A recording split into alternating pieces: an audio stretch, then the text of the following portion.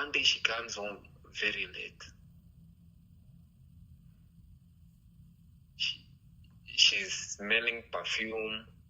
I've never had her smelling of perfume.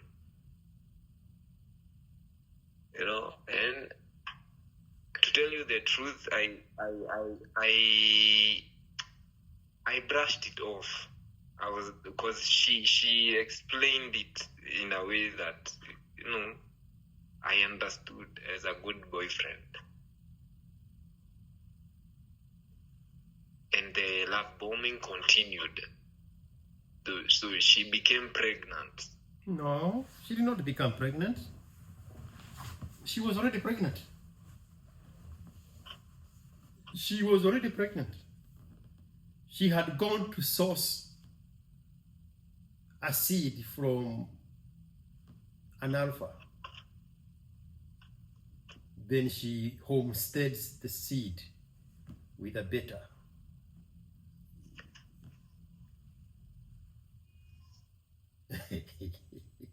She did not become pregnant. She did not. Dunga tu. Ndio maana nilikuja. She did not become pregnant. She did not become pregnant. She prepared herself for the man she had targeted. She's going to swallow the seed from. You were being prepared to be a courtward when she says she no longer want to use the condom because she was getting ready now to source the seed from the other side. But bro, the love bombing, bro, back to back. You can never see it. Alpha seed, beta needs. They take the test. It's confirmed that she's pregnant. They do the ultrasound. They see the baby. So when he does the HIV test, no, that's when he calls me. It was like, I've checked your girl, and yo, my guy, she's positive.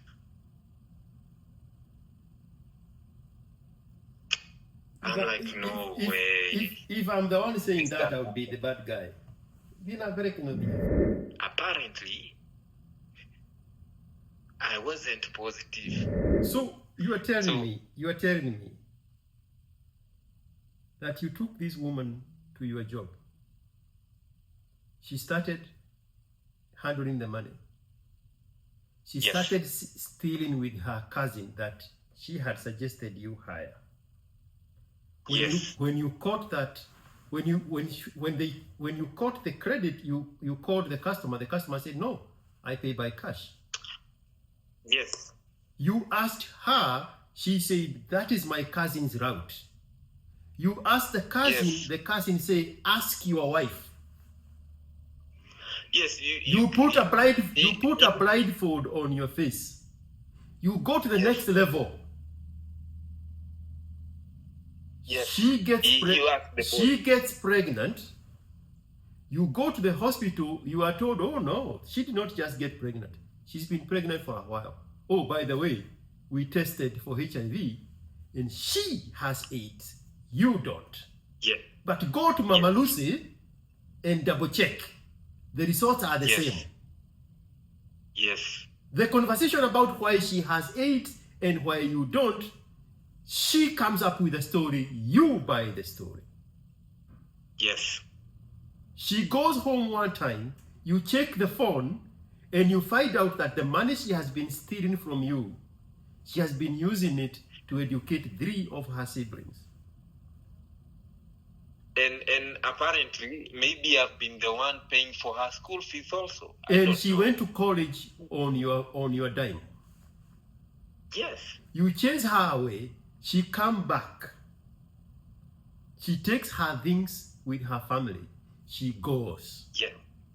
The next day she goes to the police station and she reports you of deserting her. Yeah, after she has stolen your money. She is the one reporting you to the police. The case does not go anywhere. The case dies because the chief and the police realize the whole story. You rub it off.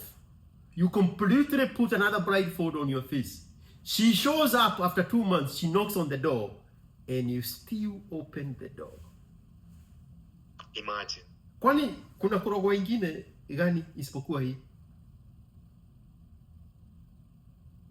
Kwani kurogwa ni nini? Now, that is not even the issue now. Me, I forgave her and everything. How can you forgive anybody?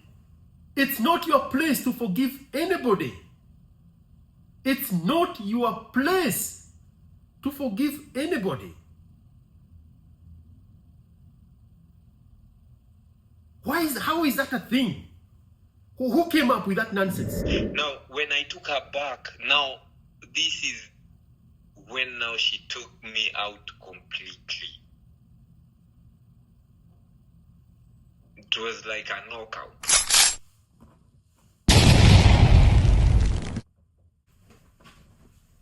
Hello, George. Hello, mister. How are you, sir? Uko? Niko poa, Mr. NG. Ndio huyu sasa, mwenye nasikianga. I've been waiting for this call for like, I don't know. I've been thinking of calling you and texting you for like 2 months now. Yeah. And I gathered courage yesterday and I texted you. Very nice. Yeah, that is the first step. You know, back in the day before social media. Yeah. We used to say the first step of solving a problem is telling it to somebody. Yeah. Here we are now. Now in social media, the first step of solving a problem is putting it on social media. So it's a different world. How is Texas? Beautiful. Peaceful. And prosperous. That's great. Yeah. It's raining right now. No, Texas has like 100 different weather patterns, but in central Texas where I am, it's cooler now. Yeah. And I've always dreamt of coming to the US. Yeah. But I'm working on it. Nice. It's a very good place. How old are you? I just turned 30 last month. Yeah. No, not last month. This month. We are in date 15 of this month. I actually don't celebrate my birthday. Okay. For me, it's just any other day, like any other day. Yeah. Yeah, I don't focus so much on birthdays, but my girlfriend does, so that's how I usually remember it's my birthday. Yeah, so I came to America around the same age you are in right now. A little bit late, but better late than never. Lakini unajua huku tunadanganyango ati ukiwa 25 bado wewe ni kijana. Inategemea wewe ni kijana wa kupelekwa wapi. Umepanga foleni ya benefits gani ndio uitwe kijana? Bro, you know, because you know me, I finished school when I was age 25, 26 almost. University? You see, yes, and my mom was still saying that I'm still a small boy, shouldn't get out of the house. It was dangerous. Is this a conversation about your mother? Because now it seems like that is where the interest is. No. Your mother kept you in the house for 26 years. No. Cannot be. I told you my story has a lot of twists and turns. You remember in the messages? Yes, I'm looking at the messages right now. Yes, I have a lot to dump on you. Yeah. So you I know you are a good listener, so I know you'll see all the gaps and help me figure out whatever we are going to figure out. Okay. Yeah, so The reason why I texted is because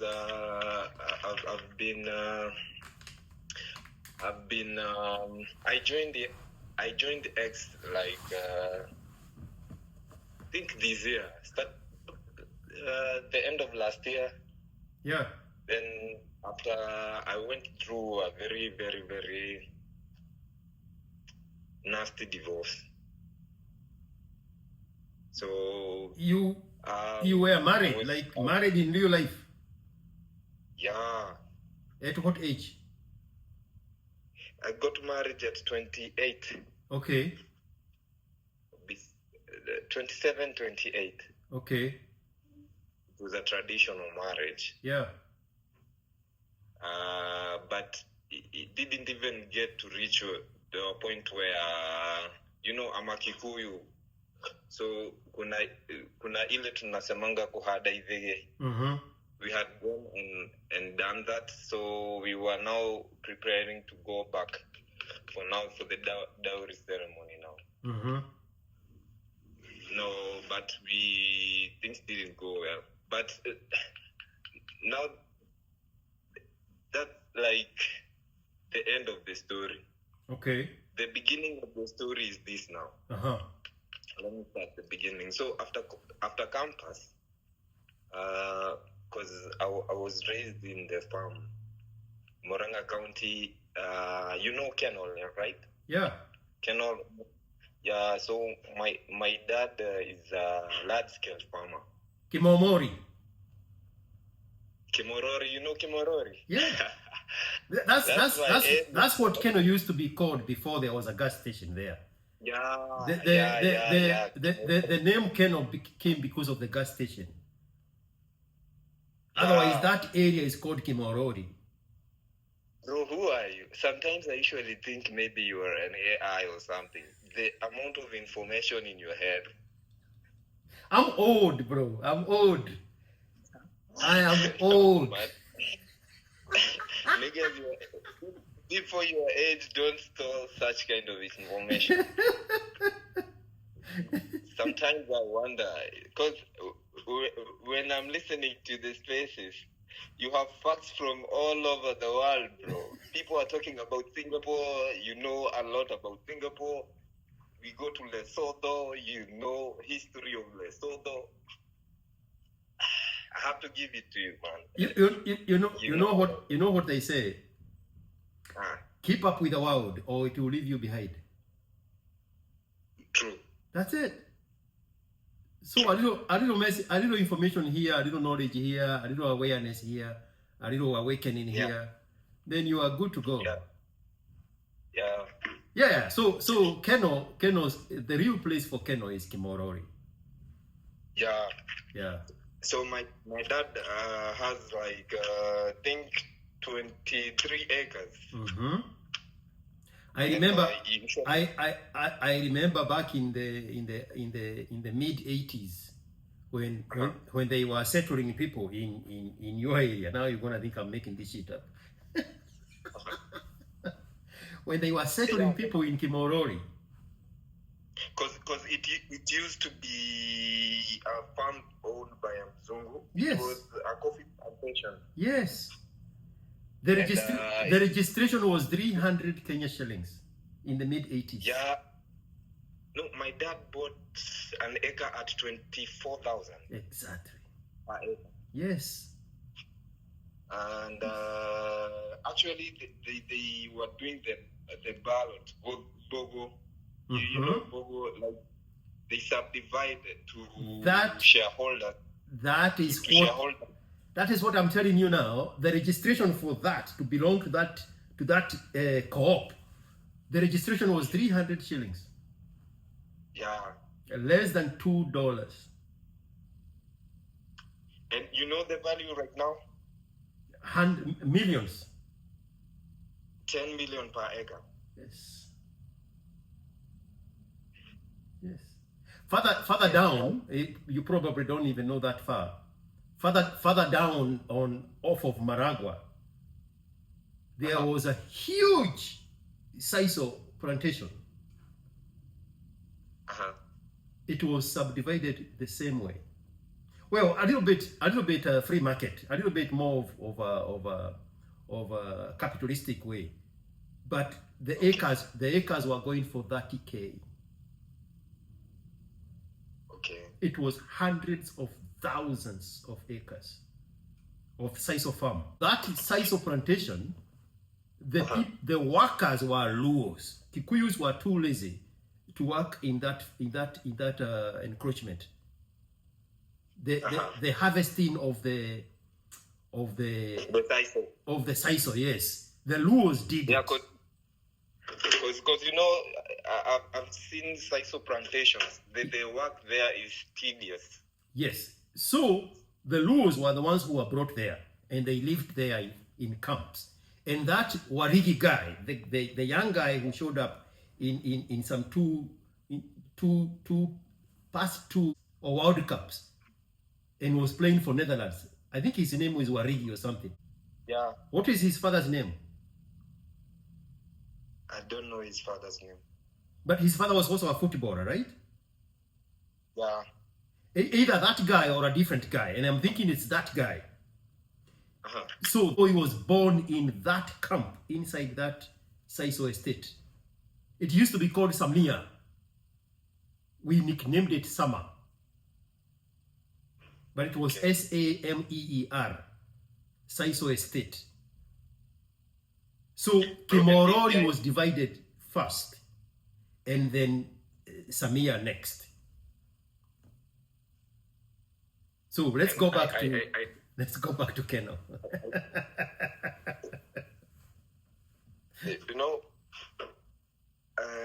So after campus, yeah. So I didn't have a lot of game.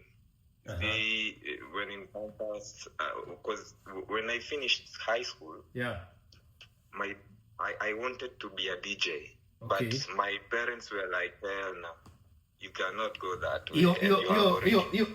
Hiyo ni kazi ya mikora na walevi.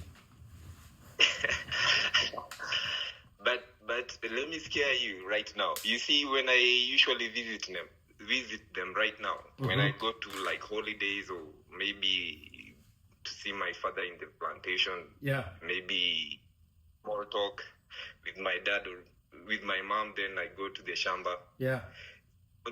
If I go there on the weekend, I always find them watching DJs on TV.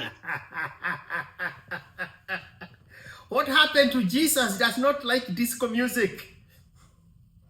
No, wait a minute. Sijamaliza. No. After listening to you, yeah, I got that courage. And one day when I found them sitting, enjoying mixes from, they like watching Inoro TV, so there was they were mixing secular music actually. Yeah. And they were actually enjoying because I was late. Yeah. I went very late in the evening.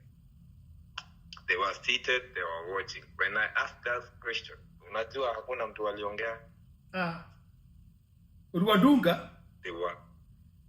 Bro, you would have thought hata ungesikia hata like 2 kilometers away, silent. Na wakati wako walikuwa wanakuambia huwezi kuwa DJ, hiyo ni kazi ya mirefi. In the Kikuyu they would say, "Ushinoera wa mirefi na mikora ya ba." You know, na nikuambia kitu ingine. Yeah. Surprisingly. Yeah. One of my friends decided to go against the parents at that time. Yeah. He was labeled the black sheep. But you know, that guy right now is my mom usually uses him to give me examples. When she wants to beat you down, she uses that guy as a good example. She used him when I got divorced. To my face. No way. To my face, man. No freaking way. That's why I'm telling you, this hata sijaanza story. it's a long story. So after high school, because they wanted me to do business. Yeah. A business course. Yeah. Because they wanted me to work with the bank. Because one of my aunts is a director. Mm-hmm. One of the biggest banks in Kenya. Yeah.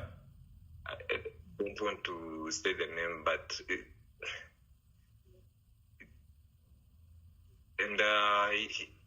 the husband to my aunt was an MP, former MP. He died actually. Like he was given a state funeral by Uhuru. Yeah. So after they decided that I should settle for a business, which I did. Uh-huh. So in campus, sikuwa na ile time ya my life rotated. It was like I'm either at class or the library or I'm studying in my room because I had to keep up. Because in high school I did all the 3 sciences.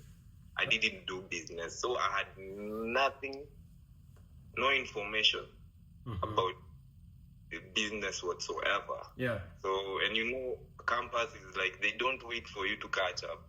It's new information on top of new information. Yeah. So I really struggled. But I finished my degree, and after that, so I did a certification at Strathmore Uni. It's a CFS certification. Mm-hmm. So after now getting the certification, I now started looking for jobs. You see, and I couldn't find a job. Even my own auntie, who had promised me that it can put in some word, even not in now the bank, somewhere else. Because I don't know, my dad was doing farming, and he didn't know a lot of corporate people. Okay. Even though he knew people in the bank, there was that thing that he was betting on my aunt. Okay. You see, and it didn't happen. Yeah. Alafu, I also didn't want to go that way. Yeah. The way of employment, because I didn't like it from day one. See, I wanted to be a DJ. I've always wanted to, be free. I value freedom a lot. Mm-hmm. And I know from looking at my brothers and my sisters who are, I'm the last born.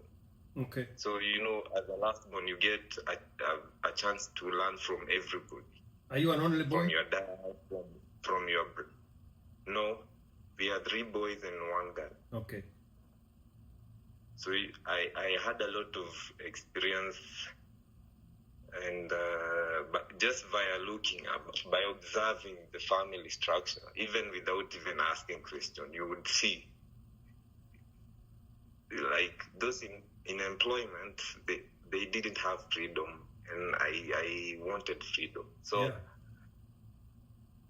I decided to start a small business, a retail shop. Okay. Apparently, my sister lives in Nairobi, and she has her own place, and her husband does trucking. Mm-hmm. Hizi za Marobi, za mchanga, mawe, nini. So they do construction. Okay. It's like a small construction company. Yeah. So hapo karibu na kwake, there was a small duka that had recently closed. Yeah. Had shut down, and she was like, "Okay, I can talk to the landlord and see if maybe haijachukuliwa. Then you come, maybe stay at my place. I was staying at her place for the past 1 week when I came to Nairobi. Yeah. So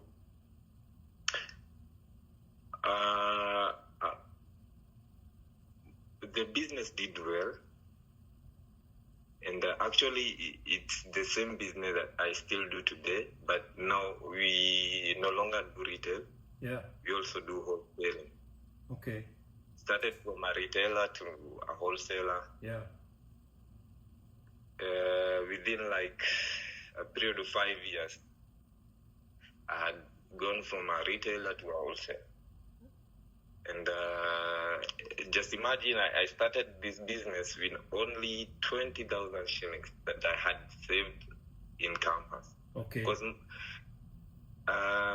unajua ubaya wa ukiwa na siblings wako mbele yako wanasumbua wazazi, because walikuwa wamesumbua wazazi. So in campus, my dad was a miser to me. Alikuwa ananipimia sana pesa.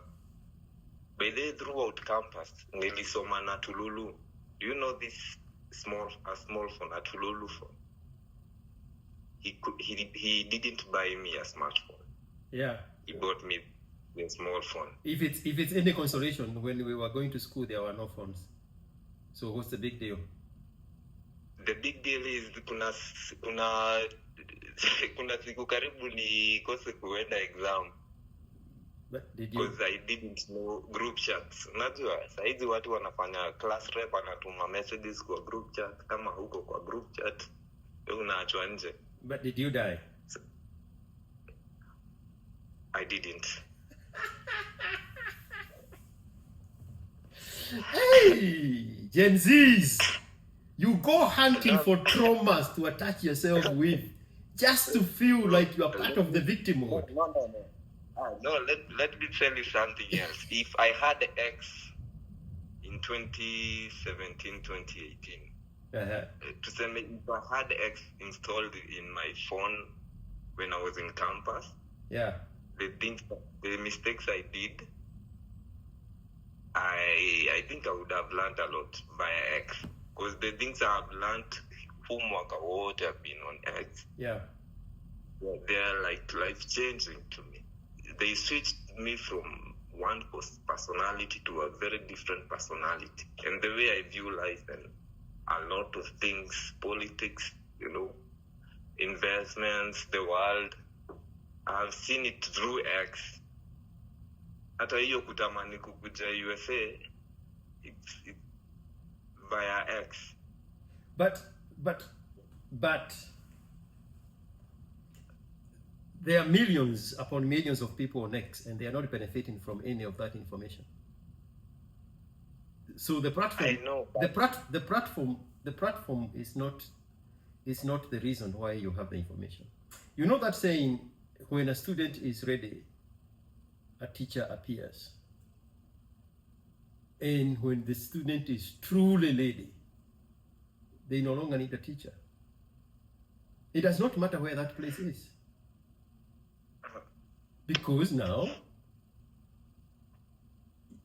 you are giving credit to X for the information, but there are people in there resisting the same exact information. Not an information is similar to that. The same one. The information you had and you went left. Somebody else had the same information and they went the other direction. The same information. It's the mindset.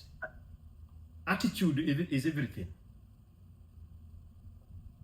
You were ready to learn something. When a student is ready, the teacher appears. You were ready. That's why you are now on the other side of the paradigm shift, because you resonated with the message and the message resonated with you. It could have been listening to Maina and Kingange. It could have been listening to Githingithia. It could have been listening to Yariomo. It could have been listening to Aidhuma wa Kimumu. It could have been listening to Camaro songs. It could have been listening to, what is our Muranga woman rep? Sabina Chageo, that's a form. One of those used to be a radio presenter, right? Yeah. Oh, and this Wamushomba. Exactly, Wamushomba. It could be listening to the woman rep in Kiambu. She used to be a content creator. That large Kikuyu woman. Wamudhera or something like that. Wamuratha. Yes. No, wait. I know you like darkness. What were rabbit hole, eh? Let me stop you there. You know, unajua huyo mama ndo alikuwa ameitwa tukitahiri atuongeleshe. You are getting advices from the woman, Wamuratha.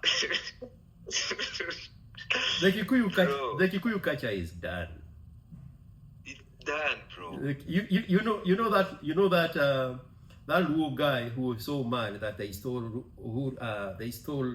Raila Odinga's election and said, "Hey, Nyanza's your Kenya. This country needs to be sold and everybody go home."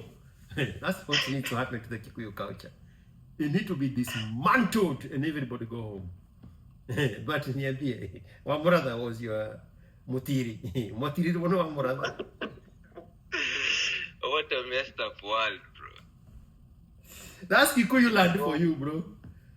That's Kikuyu land for you. Bro, it's so messed up. Unajua wakati I listen to you and I listen to your critics. Unajua ni kama si umeona leo venye jamaa kwa polling station leo Tanzania amepigwa kofi, returning officer. Have you seen that video? No, not yet. It will show up somewhere. There's a returning officer who had apparently lied that on the votes amepigwa kofi ingine hapa. So nasikianga ni kama anaweza ingia kwa hii simu nipige mtu kofi nimwambie. I'm a living proof of whatever is happening in Murang'a County. In Kikuyu land, just call it Kikuyu land. It's worse in Nyeri. It's worse in Nyeri and Nyandaro and Kirinyaga and Kirugoya and Meru and Ebu and Chuka and Dia. It's bro, bad. Listen, you are in a hospital at night because they always take you in the evenings. Because wanajua mko na ile uoga, so they don't want to wait until tomorrow. So you come in the evening, so you're dropped off by your parents at the gate. It's usually a Catholic hospital, so they plan where you guys will be sleeping. So mkiingia hivi mnaingia church, mass, Holy Communion, whatever.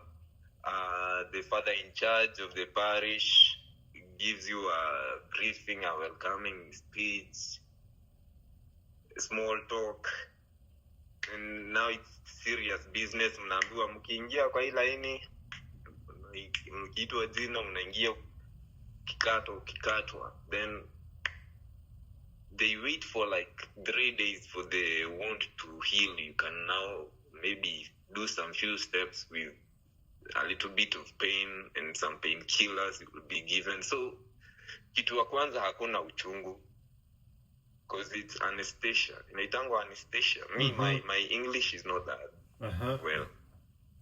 So mnakatwa, mnaingizwa, so maybe hiyo uchungu utaisikia asubuhi ukiamka. Then there's painkillers. You know, even the pain is not even there as much. So it's like a by the way. Unajua nasikianga watu wakisema kutairiwa ni uchungu. I'm like, dude, mine was the most painless thing. Hata nadungangwa na misumari kwa farm nikichunga ng'ombe za babangu na it pains me like a whole week. Kutairi was not. It was nothing. Then now that day, it's now when they come in with now the guests. like 90% of the panel is always, gentlemen. 90% ni gentlemen. And then 10% ni maybe like 2 ladies. Hawa gentlemen, when you wataongea, they're like, they do it very briefly. And some non-issues. Then they leave the mic to one of the ladies now. She might take even hours. You know why? Because there are girls also present in the 3. They usually come. When you mlifanya now. Wow. Leave us. So Kenodi activation is starting right there. It's a humiliation ritual. Because why are young women, girls there? It's to ensure that they completely dismantle that culture. And we are boys. You'll see that cute girl there in the middle, and you start fantasizing. It's in church, yes. Wow. But you're still a man. See, but that sums up like day 3 is like the peak of everything. The amount of information you get on day 3 is an overload, because they dump a lot of things on day 3 on you.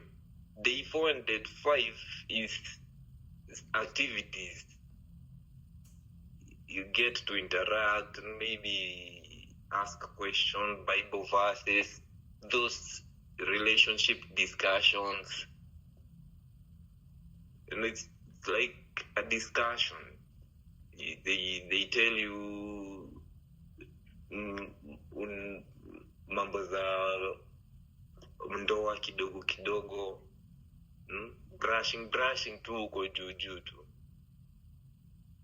And now day 6, the parents are there.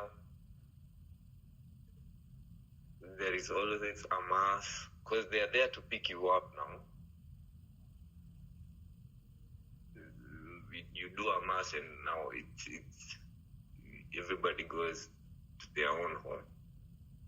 So wazazi, they assume you have learned a lot. Yeah. Because you ulikuwa on the hand of the church.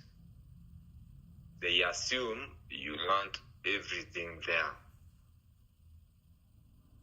So when you go back home, most of us who come from the middle class families, even when after now the rituals, zile zilikuwa zinafanywa kitambo, if umetahiri kwa church, yeah, hata nyumbani hakunanga hizo vitu mingi.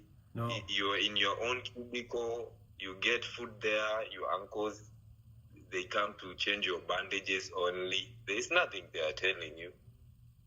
Ni ile too small talk, like, hey, umepona? Anna, how are you feeling? What do you need? So it's you and your music until you heal. You, food, music, until you heal. When you heal, see, you start high school. Kuna story ingine. Wow. They assume you are now a man. You can take over this harsh world with the brushed off information you got from the church. So watakuwa wanabrush off tu, wakiona mistake kidogo zenye unafanya wanaziguzia juu tu. Because me, if at all I got some of the, when I listen to you, there's something I always remember and I always put very close to my heart. Men these days are misinformed, disinformed, and uninformed. Yes. That thing, I always hold it close to me. Na imenisaidia. Those 3 words. Because they have helped me relearn, unlearn, see the world different from whatever I used to know. And now we circle back to where you were. You're saying that if you had installed X on your phone, you would have gotten this information a little earlier. That's the whole loop of where we involved your brother into the equation. We were talking about the people who have always been there, creating content, sharing information, being in spaces where they share their information. And we mentioned all of those people, and he said, if you were ready, the information would find you. And you're saying that information found you a little too late on Twitter. Yeah. Yes. Very late. Not very late, but if I had it then, yeah. Some of the blunders I did in life, yeah, they are not as big, but the trajectory would be better. Yeah. Of the trajectory of my life. Yeah. And my investments, the way I had planned them. Yeah. They would be way better. So after campus now, my first girlfriend, it's a Dessa, by the way. I'll tell you everything. I won't hide anything. So what was the context? Let's slow down there. What was the context about your Kimorori large scale farm? There is something you wanted to tell me there way back. Let me see. Did you grow up in that farm? No, my dad. So I was telling you this because I remember now. I was telling you this when I was explaining the reason why I didn't like employment. Because since I was a small boy, yeah, I've seen my father do a lot of things. He's not a poor man. So, and I have never seen him in an office working for anyone. And when I listened to his story of how he came up, it's through farming. He's never been employed. It's been through the businesses. That area is very good for citrus oranges. Yeah, he does tomatoes. Fruits and vegetables. Yeah, fruits and vegetables. Tomatoes, passion fruits. Yeah. A lot of avocados. And beef farming. Nice. So mbuzi, kondoo. Yeah. Yeah, my neighbor, you know Gikono? No. A place called Gikono. You don't? Okay. No. Let's not go there. So I've seen my dad get his wealth by his own hands, the work of his own hands. So I wanted to replicate that. So there was something in me that was telling me since day one I should do something instead of going the employment way. So what took you so long? Why did you stay so long in school? Because of my certification. You see, after campus, after my undergraduate, I went on to do a certification immediately that took me like 2 years. You see, what were you studying? In my undergraduate, I did Bachelor's of Commerce at JQuat. Yeah. I got a B plane, so I was government sponsored. Yeah. So after campus, when I was doing business in campus, I got a passion of I grew this passion about I like things to do with investment. Okay. So I used to do well with units which weighed more on investing. Yeah. Like portfolio management, like derivatives, those types of units. I used to perform way better than the accounting ones. Okay. Because I didn't do accounting basics in secondary school, so it was a little bit hard for me to keep up. So even when I majored with finance. I did a finance option in that year when you get to major. So I even got internship at Britam after finishing my certification at Strathmore. So I didn't like it. To be for real. So Britam is a Chris Kirubi company? No. Centum is Chris Kirubi company. Britam. Who was selling Kengen?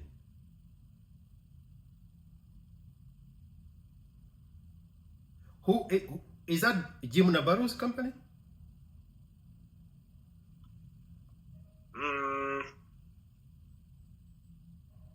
Not Jimna.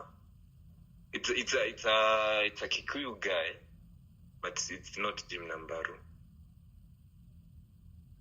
They deal with the stock market. Yeah. Yeah.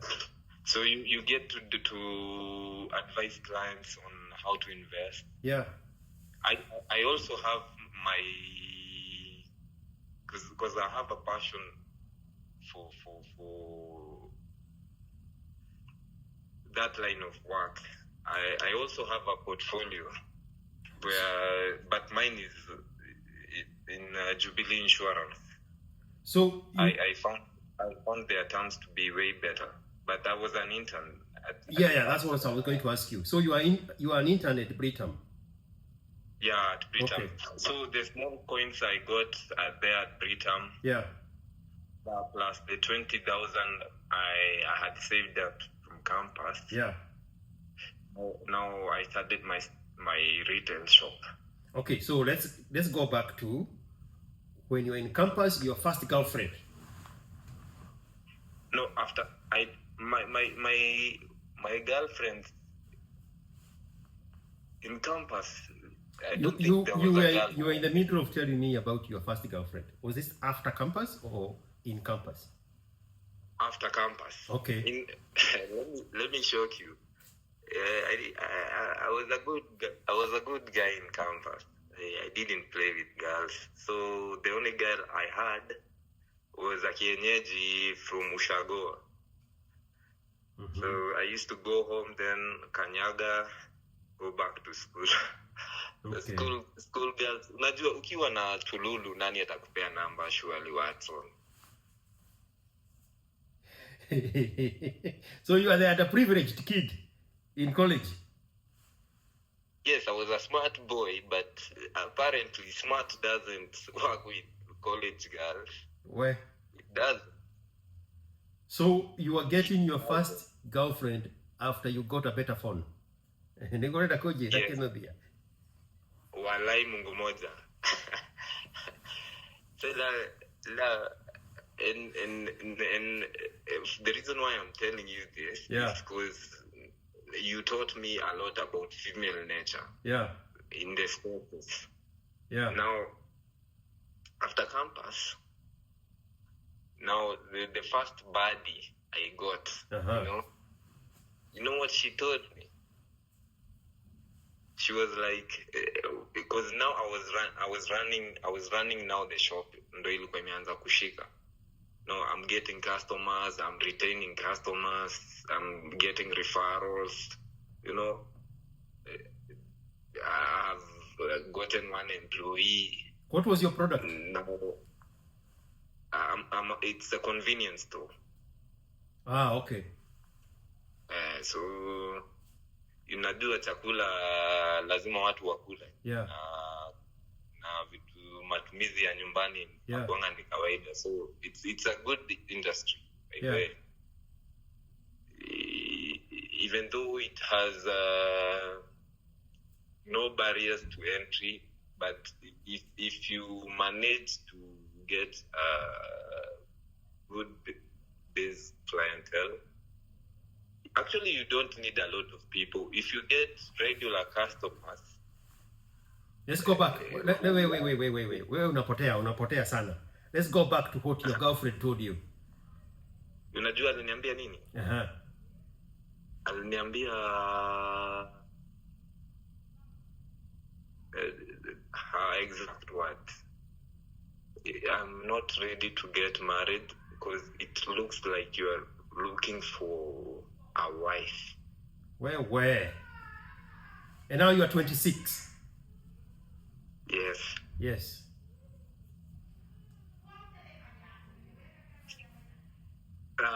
Because of my kinuthia, I brushed it off. No. She, na story ni yako, but she was setting you up to chase her. I know, but at that time I didn't see it like that.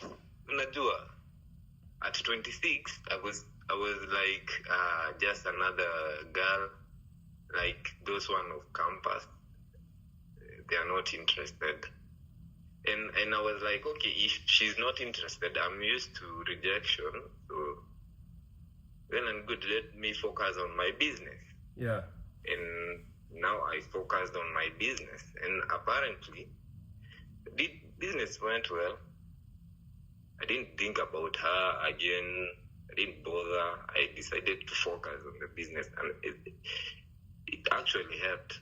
Now, when I was in high school, there was this girl I was dating. Mm-hmm.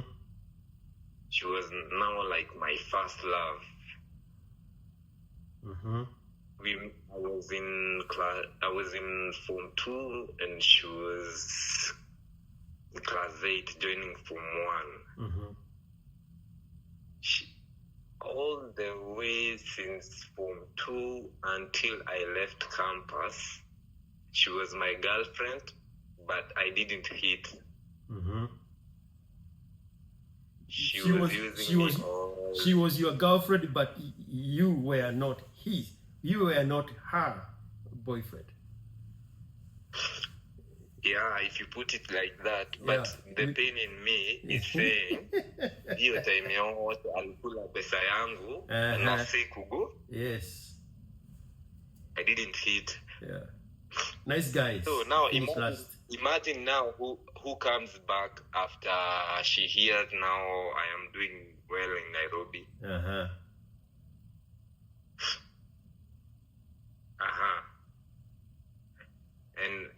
And imagine who is stupid enough to go back to her. Because you are Kenodia. I was in love. What you are looking for was character development. Like a moth to a frame. You needed that pain. And subconsciously, that's the pain you are looking for. Lakini story ni yako. Because kwa dunia hii 80 billion people, 4 billion of them women, hakukuwa na mwanamke mwingine. Huyo tu. Because what you are looking for was character development, and you had to get it from somebody who was familiar. You needed it. You didn't know it. You didn't even know that's what you are looking for. Just like a moth to a frame, but you needed that character development. Let me stop you there. And now, let me tell you now where my mother now get into the story, right? Mm-hmm. Because I started with her. Mm-hmm. So you remember now you asking me if this story is about my mother. Yeah, because now, at 27, your mother is still telling you you're too young to leave house. You're still a baby. No, But you see, she used to know the girl. Okay. So, because I was in love, she used to know that's the only girl I talk about. Yeah. And when I go home, she used to ask me about her. Mm-hmm. So when I bring her up again, she's like, why don't you bring her?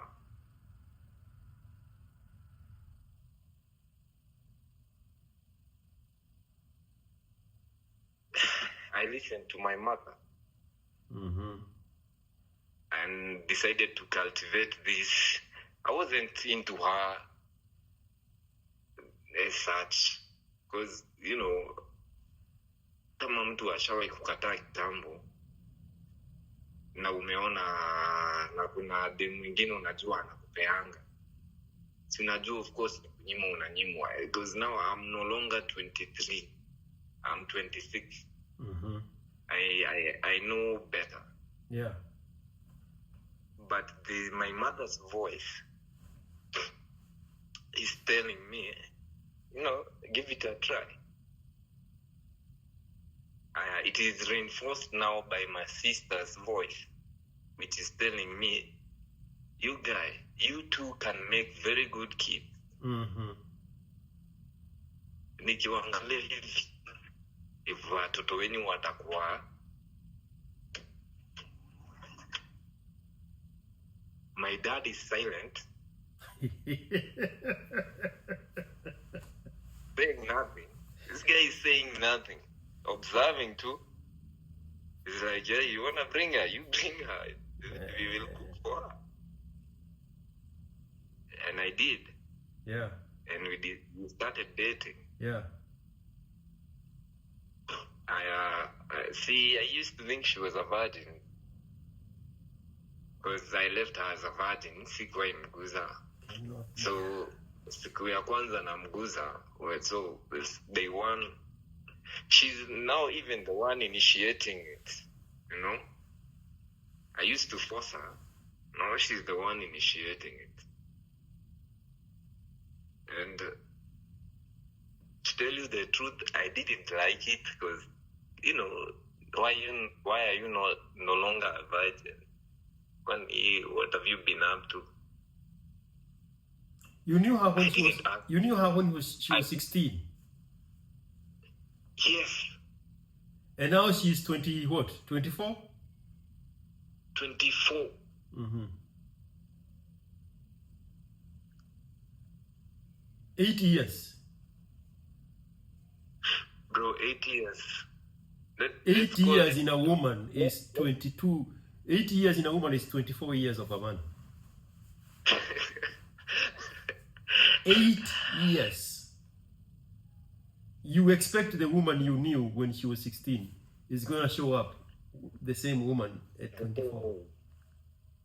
The things she has done, the places she has been to, the experiences, the heartache, the pain, the heartbreaks, the experiences that she has had in those 8 years. And you, in your total cluelessness, you expect the same high school girl to show up.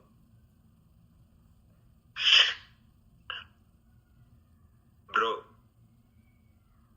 and let me know, the reason why I said a lot of things you say or tweet on X, I resonate to them, is because you see, when she came back to my life was going so well.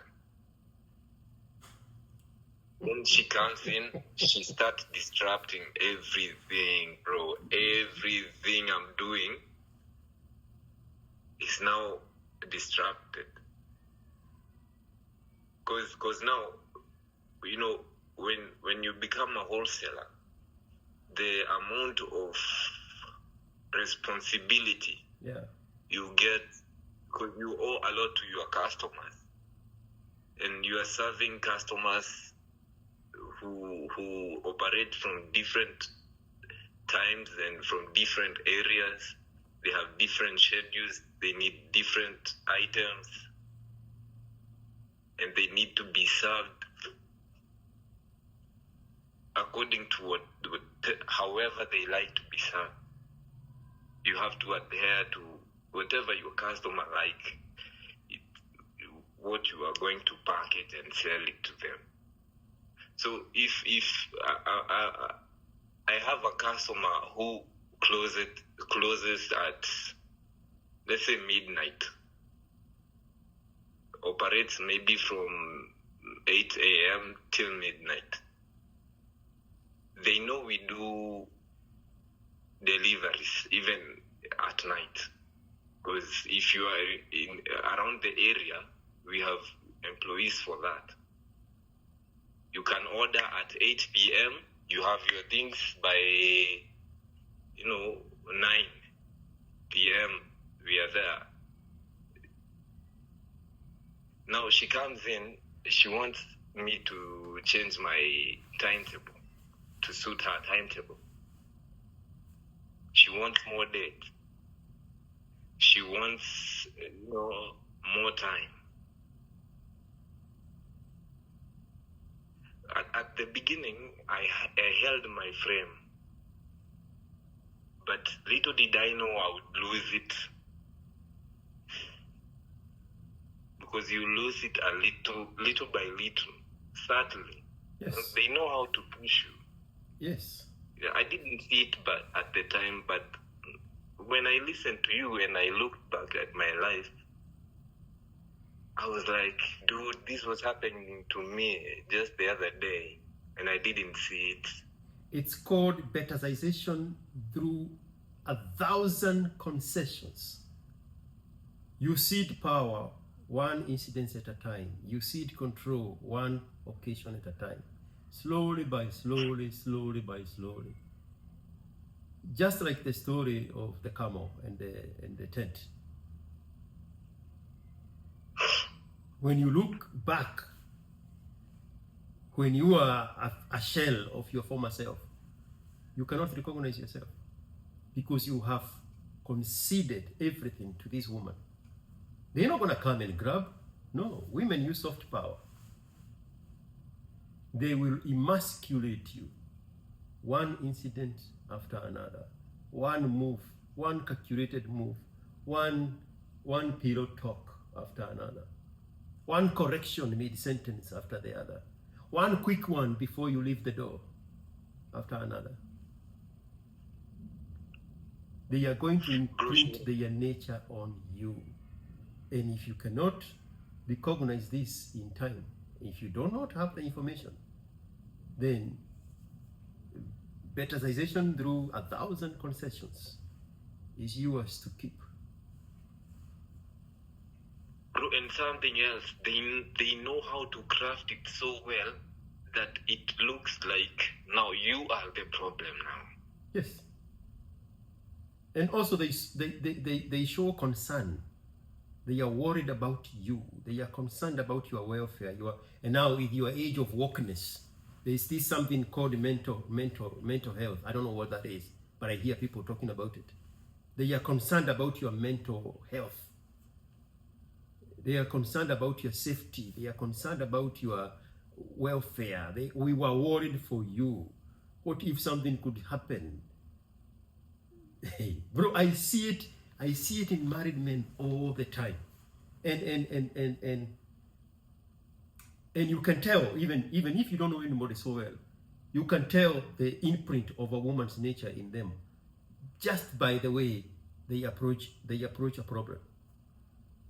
Women magnify problems. When women see a problem, they're like, this is impossible, this is difficult, this is dangerous, this is an impediment. A man should be like, oh, I should solve that. I should take care of that. I should figure that out. I should approach that. So when you hear men speaking and a situation comes in and they are blowing it up, too much woman in their life. They have adapted the nature of not knowing what to do with the problem. magnifying a problem instead of approaching it with an intention to solve it. So now everything that you do out there in the elements, at night, in odd hours, and late at night, and on weekends, now she blows it out of proportion, and now she pretends that she is insulating you from that danger, and you concede. One late night, you concede. One weekend, you concede. One early morning, you concede. One last minute delivery, you concede. One late night phone call, one after the other, one after the other. Completely destroyed. Lakini story ni yako Kinuthia. Tell me about it. What do I know? Me, I'm just a hater. Unajua unadunga roho.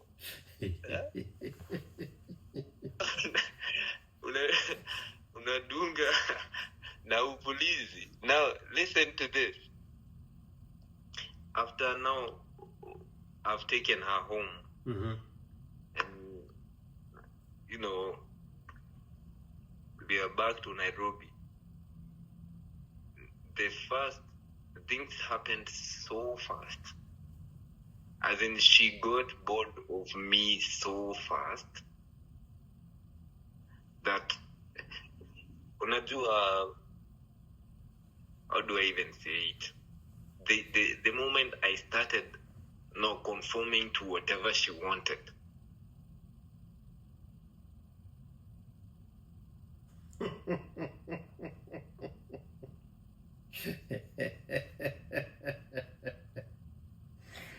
I keep telling you his story ni yako. But let me tell you something. Women are not creators. Women are not creators. Nonetheless, they will try to change you. And if you're not in your frame, and you comply, and you become that which she is trying to convince you that she wants you to turn into, when she looks at that final product, she resents it. She resents it. Because women are not creators. They hate what they have created.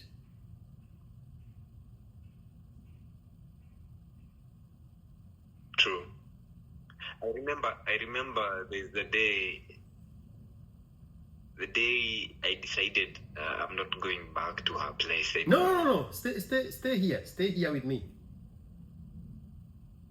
When she had turned you into what she had convinced you she wanted you to change to. The pussy became dry so fast. She didn't initiate sex anymore. At the beginning, she was all hyperactive, and she's a squatter. So, day one, sioni mkojo. Day two, sioni mkojo. I'm like, Kwani, what am I doing wrong? She's bored with a you. Screamer. I know ladies can lie when in bed. She is bored with you. I'm trying to get over the details. Yes. No. She is bored with you, bro. We are going in with every detail, though. Tukimaliza hii story, I need you to give me every detail. She is bored with you. There is no more excitement. And one more thing. Yeah, women try to change men. And if they succeed, they resent that man that changed for them. They disrespect that man that changed for them. But if a woman tries to change a man, if a woman tries to manipulate a man, if a woman tries to dissuade a man, if a woman tries to make a man change his mind, and the man refuses, she has no option than to respect that man. She hates it that she cannot get through him, but she respects him nonetheless. The opposite of Yes, that now is your lived experience. She changed you and she resented you. True. And the sex died because now there is nothing here. True. And I'll tell you something else. I told another guy way back. Is a story of a guy who was telling me that he had dated this girlfriend and then they had broken up, and then he came into the house and this guy had another girlfriend on the couch, but she had convinced the girlfriend that used to be her friend, and she busted in, found them in a compromising situation. The girlfriend did not go away. She stayed to destroy this relationship because she needed to destroy that guy and emasculate him so that she can move on with her life, which is what you are just about to tell me right now. That's what she did, man.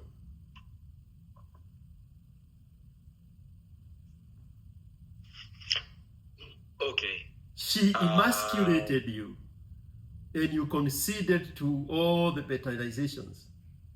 And when she succeeded, she was like, this is an empty shell now. I need to dump these things so fast. You know, and this is how it started. It started like this. So,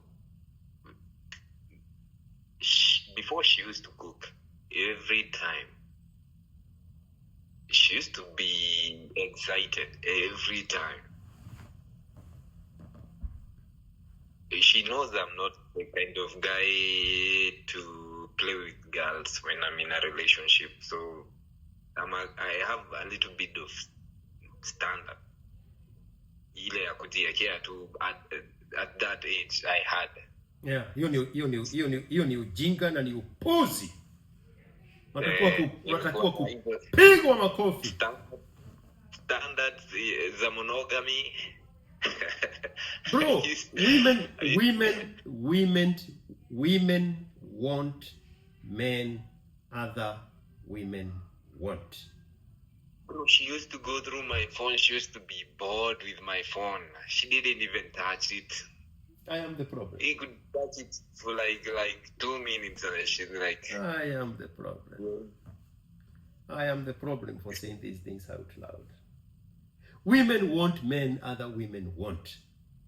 The moment she realizes there is no other woman out there that wants you, she's like, you can get to what am I doing here, man? Yeah, but you on your side, you are a faithful husband.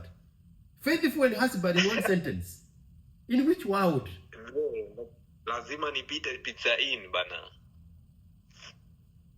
Nikiingia kwa nyumba, anajua anapenda. Lazima nimpitie na nyama choma. Najua.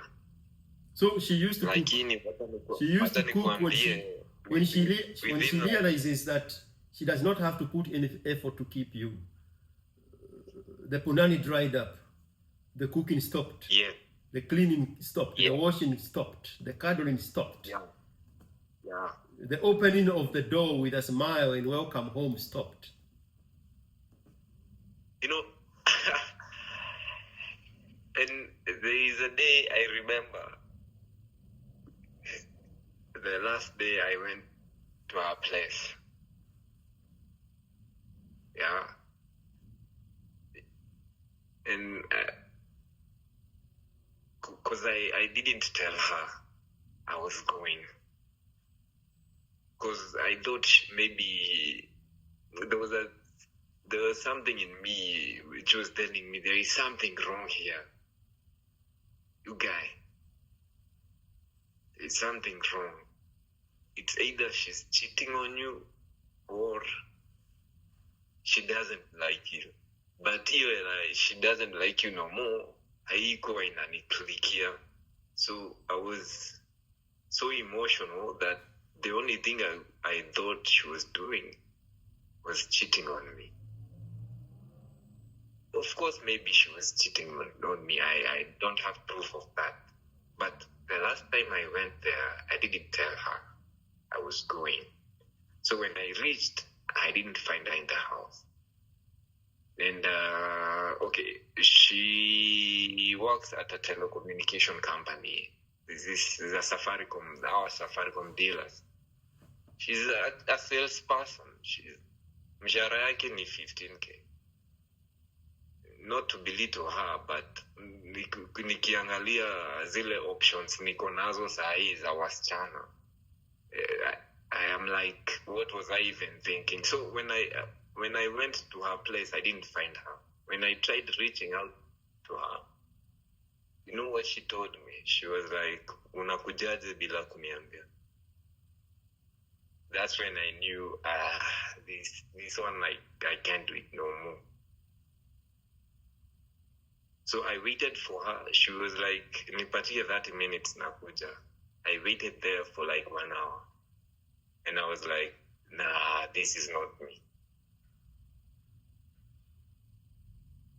I went back and I never called her until she called me like 1 month later when her aunt died. She was like, yo, my aunt died and the burial ni tarehe fulani. Will you be available? I was like, okay, I'll come. Nilienda nikapeleka msumari, same madharau. It's the same thing I experienced there at the funeral. She was cold. So I now at the funeral is when I knew, now even if she calls me back another time, I'm not doing it. I'm done. Now the sad thing happened. Her dad died the same week after the aunt died. She was like, hey, my dad died. But guess who didn't go this time? I didn't. She called. She wrote messages. She even called my mom. Nobody went. I had called them before and I told my mom, if you go, I don't think it's appropriate because she's no longer my girlfriend. Why are you even thinking about going? Na Juni wa mama, she went. But me, I decided I'll not do it. Now that's we are done with her. Now my that girlfriend now. After that, I take like a break for like 9 months. I'm not dating, just working, trying to heal, see the world differently. With the little information I have, I'm still not on X, by the way. I have a smartphone, but juu ya ushamba mingi, I don't have X installed. I don't have Instagram. I don't have TikTok. I only have WhatsApp. Because I didn't even have Wi-Fi at the time. Hakukuwa na Wi-Fi. Wi-Fi zimekuja juzi 2 years ago. Connectivity. Fiber was there, but I wasn't even able, even though maybe unaweza kuwa winning. At that time, kuingiza fiber, I think it was almost,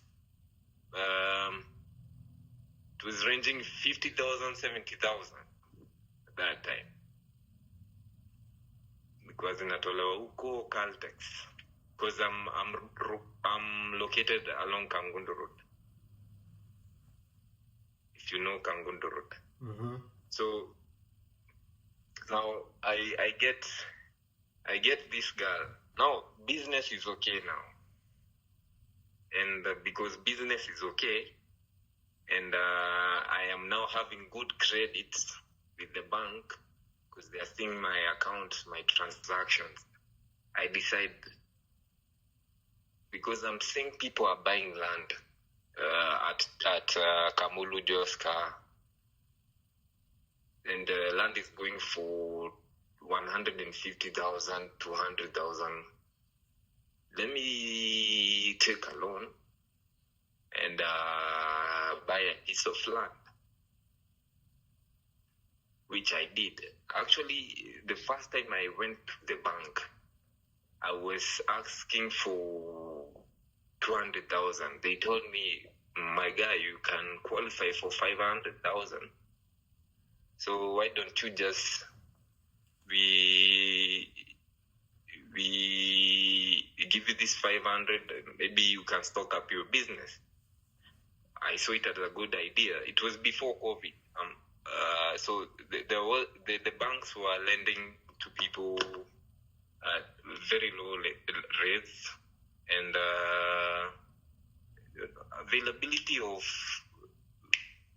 loans, they were not as scarce, because now that's when I started even my portfolio with Jubilee Insurance. They were looking for customers everywhere. Uhuru had, I think there was a law with the interest rate at that time. It was capped, and the banks were lending at that time, so it was easy to access loans at the time, and they had given me a term limit of 2 years, and I didn't even have collateral, but because my guarantor, they knew my guarantor. My guarantor was one of the biggest distributors in my area. He is one of my suppliers. So he was the one who gave me the idea. He was like, "You guys, I'm buying something. If you are interested, maybe we can buy and become neighbors." Because I used to be a very good customer to him. And I think because he told me he had a similar journey with mine. So he resonated with my journey. So he was seeing himself as a small boy in me now. So he was like showing me the way. And one thing that really helped me when I came to Nairobi is because all of my friends were older than me.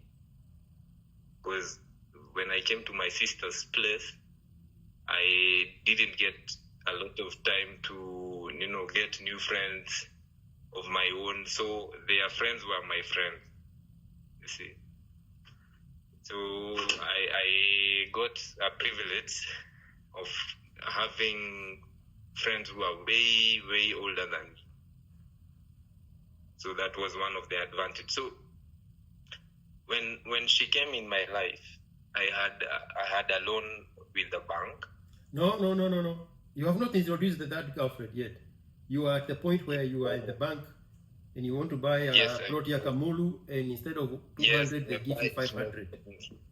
So what I did, me and my dad, we came to an agreement that we will buy a piece together. So he put in 300,000, I put in 200,000, then we will split it together. Some way to get a larger piece of land at a similar value. So the 200 out of the 500,000, 200 went to the land parcel. Then the 300 I pushed it back to the business. Okay. So now I'm in the middle of clearing the loan now after like 1 year into. No, nipeleke na mtaratara. You are about to introduce the third girlfriend. Ndio hii sasa na kuintroduce sasa. So now when I'm almost to clear now the loan, now is when I'm thinking of now starting a family. I'm like, because now I have a piece of land and my business is doing good. I think it's time. And there is also a lot of pressure coming from my mom and my sister, because the way our dad raised us, we usually don't go to visit our relatives for a long period of time. So we go for like hours, then we come back. So we don't relate as such to our relatives as such. So if it's holidays, the holidays, December, maybe there's a family meeting, we go, then we come back. So the only female friends I have are my mom and my sister. So a lot of noise is coming from them. And mama wa kanisa, because I'm still a church boy. So they are insisting, because you're now of age, you should get a wife. Have you ever seen somebody who is not successful, who doesn't have a wife? Yes, the father in the church. I know, right?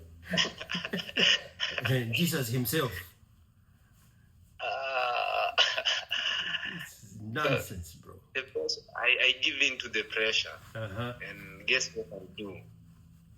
I don't even go searching at Mbali sana. No.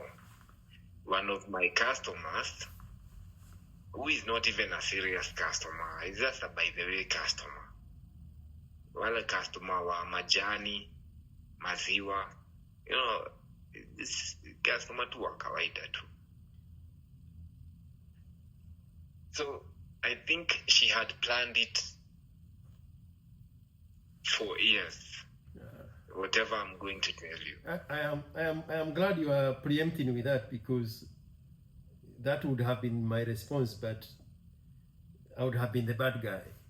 You don't fight women. Women fight you. You are the hunted. Hii information yote ni wewe umenipea. Si ati nilikuwa najua. You see, that's why I called you. To tell you that everything you say, bro, I see it every day. I've gone through it.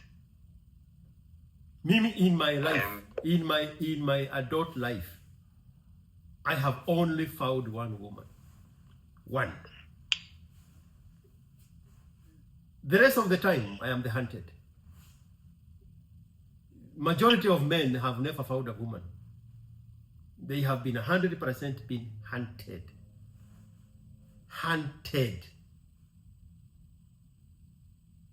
Me, I can look back into my life in adulthood. I'm not talking about high school and stuff.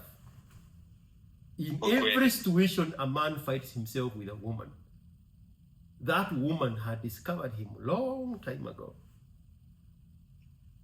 Found everything and discovered everything about him, and then she put herself in the pathway of that man and let him think he is the one who discovered her. 99.9999%. The 0.00001% is because I have an experience of an exception.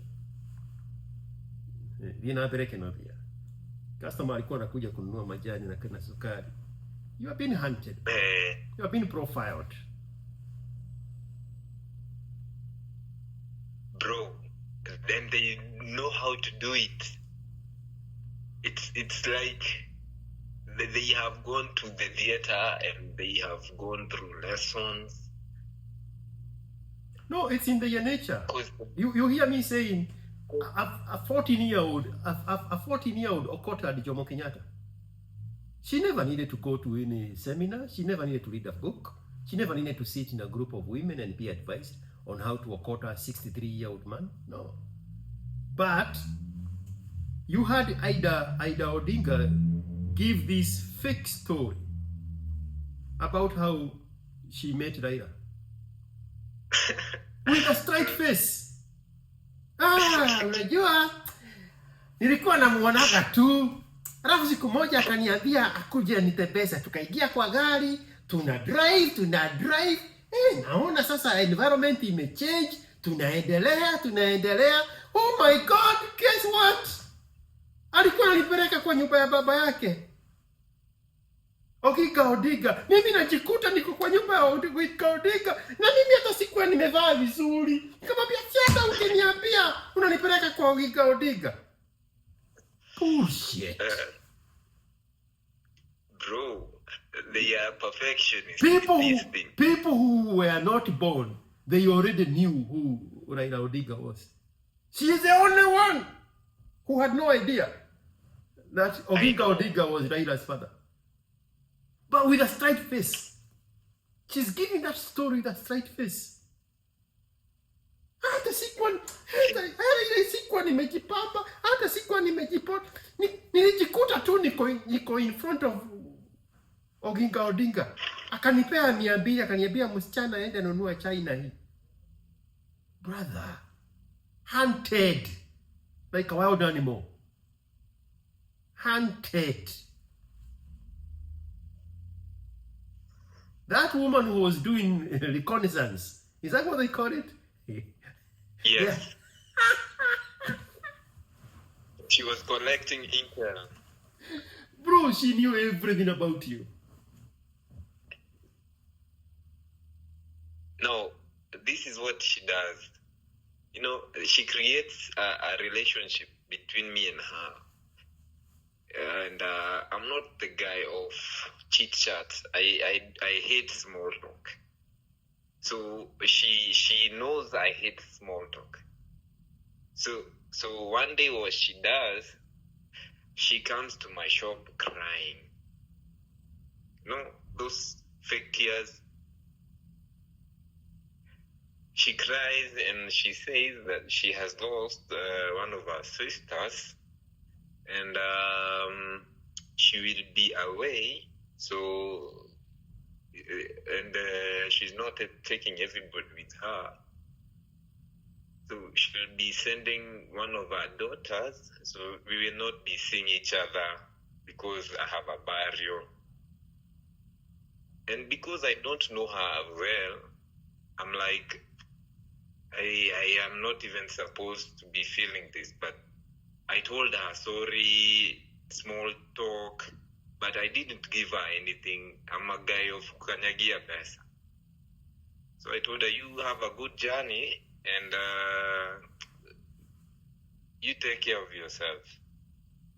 Now, her daughter now the girl that I wanted to marry now, she started coming to the shop. Day 1, day 2, day 3, day 4, day 5, she realized I'm a serious dude. So what she does, she starts wearing provocatively.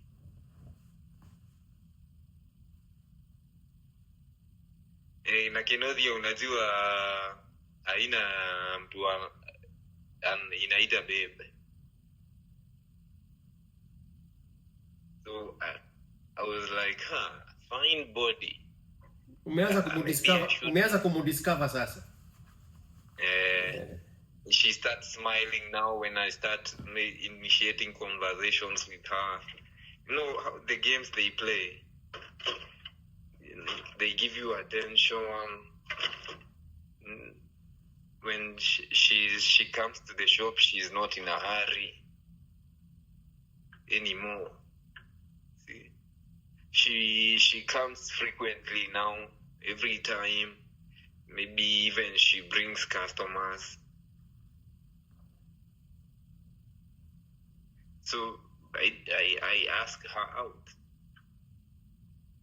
And that's how it started. And to tell you the truth, after a month of 1 month after our first date, she was already in my house, staying with me. What? True story, bro.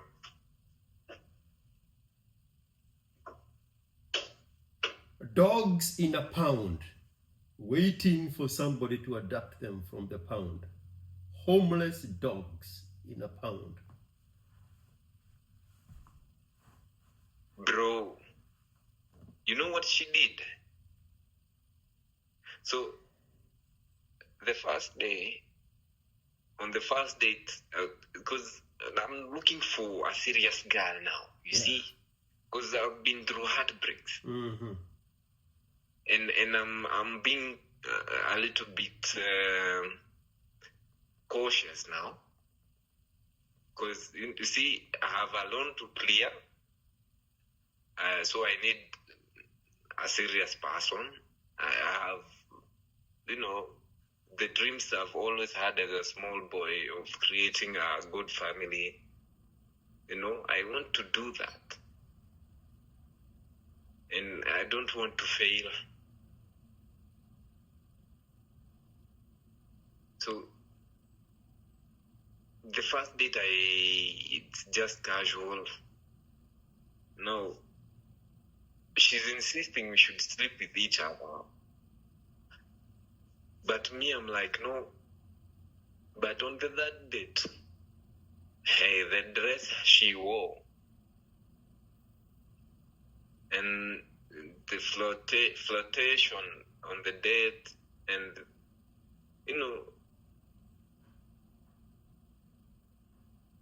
I gave in. So after that date, she now started coming to the shop.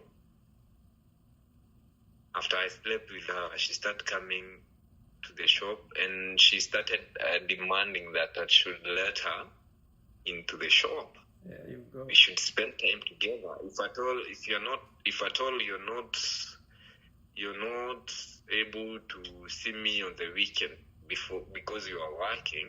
See, I can come. We spend time there. Kwani shida iko wapi? Kwani who else are you with? You have the mark of Kennedy on your forehead. You don't want people to see me with you. You have the mark of Kennedy on your forehead, bro. The Yo can see it. All of them are the same person.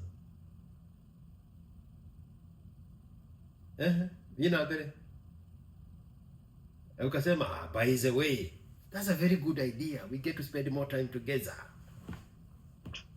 Homeless dog in a pound looking for a home to be adopted. You see, because I told you, everything in my life, when I think about things in my life, I always think about my life in terms of investments and how to grow, my business and my wealth, kidogo. Now, at home, I'm being told by my parents and the women's guild that if you want to make it in life, you have to have the backup of a good woman. So I am seeing now the good woman in her now.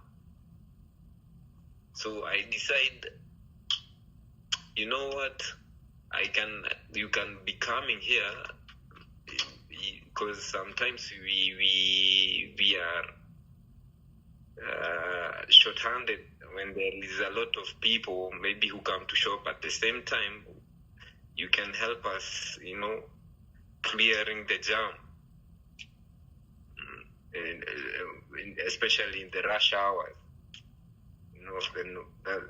I saw it as a good idea, but little did I know that after the fourth date, when I dropped her off at the parents' house, she came back to the shop, because nikifunga nampeleka home.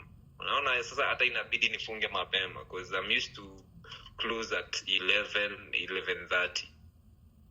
We usually open at 8 a.m. We close at 11:30.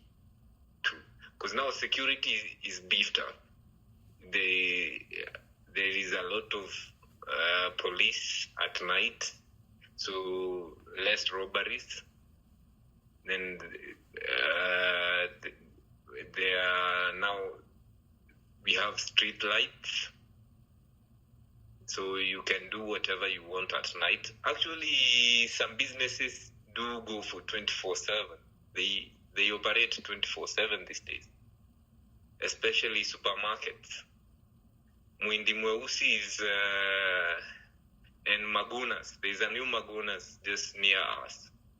You know, they are one of two of our competitors. They operate 24/7. I've been thinking of it, but it's a work in process. Wewe unapotea. Nipe story ya msichana wewe. Acha kupotea. Hizo nakupea tu. Nakupea tu. So you see now, the reason why I'm telling you this is because naona advantage ya kukuwa na msichana backup. So you get me? Yeah, but anakutoa kwa game yako, bro. See, analeta a female energy in your working environment. And now she is a liability. She is a liability. Because now you cannot stay until 11 o'clock. Because now you have an off-duty assignment of taking her home. And she wants to make it, one moment, she wants to make it so inconveniencing for the next stage she has prepared for you. But you cannot see it now. But she wants you to suffer through that inconvenience. Closing early and have to drop her every day, every night, so that you can get the drift of where she is taking it next. But you are so pussified to see anything.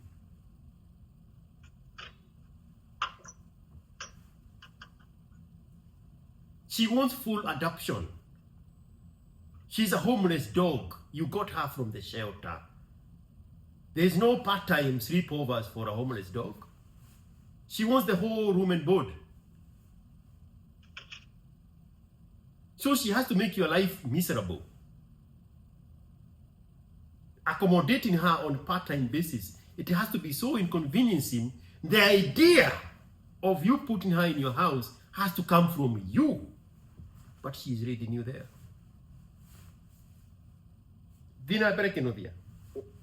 So after the fourth date, she comes back after I've dropped her off at her parent. She's crying. Apparently, they had a disagreement with her dad because she was told not to come home late. There you go. There you go. Kinodhia ni nani? Captain Sevaho, hold my beer. It pains me, bro. I didn't see it. You can never see it. Even somebody who is going to listen to this story in the future, they will never see it in their situation. Never. This information is useless. Useless. Hey, our people say what? The Neigiri na Gatato Yakagorani. There are two different universes and a third one for a guy in love. You cannot tell him anything. Nothing. He's in his own world. This is pure noise.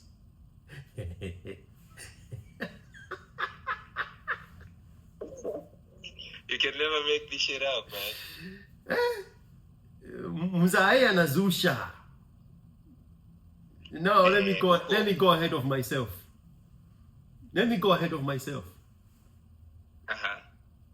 So now you accommodate her, and then 2 weeks later, 10 days later, she is like, this is now being looked into as eloping. Now you have to go see the home so that you can put the same father at peace from me not going back home.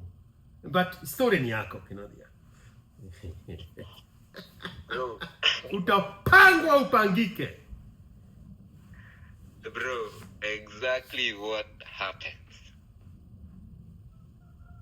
But now, we don't go to her place first. We go to my parents. Of course. You have to showcase her, your price. The woman is the price, bro. You have to showcase her. Show her off. And she goes there in her best behavior. Yeah. It's the process, bro. You are a non-player character. NPC. It's backwards. It spells Kinodia. Non-player character. Kinodia.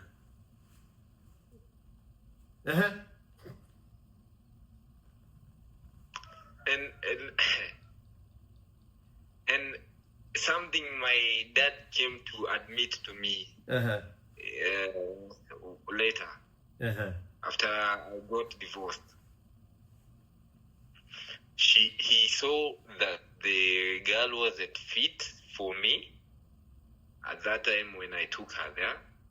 But my mom was like, you cannot tell him that.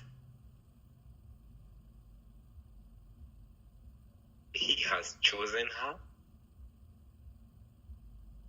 Let him have his way.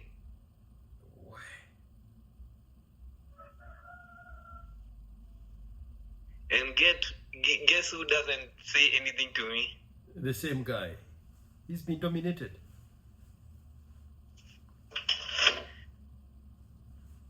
He doesn't. And he imagine he has I know he's my dad, but he has the audacity to tell me after I have gone through all that. Now is the time you are telling me. It's very easy to imprint the nature of a woman in a man. Very easy. Very easy. Pillow talk, my friend. Your mother sided with a fellow woman at your expense.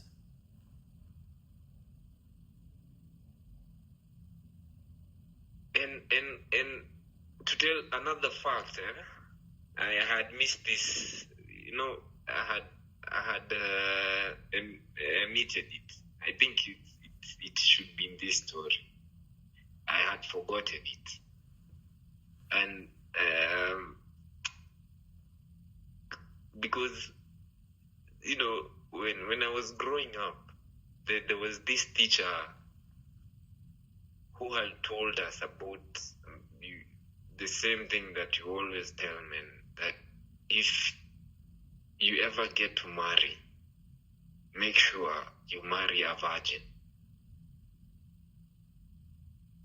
So after I found that my ex-girlfriend was not a virgin, I went to my mom and I told her about it. So she was like, okay, if you don't like non-virgins, then you should, go for a young girl who has just finished high school. So that's what I did. That was one of the characters I was looking for in a wife. Mtoto mwenye ametoka shule, amemaliza KCSE, a young girl. Because my mom had, I went for advice on how to choose a woman from my own mother. I didn't go to my father. Because, my father has never talked to me about anything about girls. Actually, I've never heard him talk about female nature.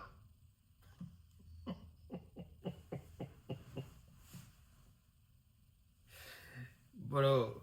So I know nothing about females. I might be a guy of streets, but kidogo stori za wasichana najua juu tu. Yeah.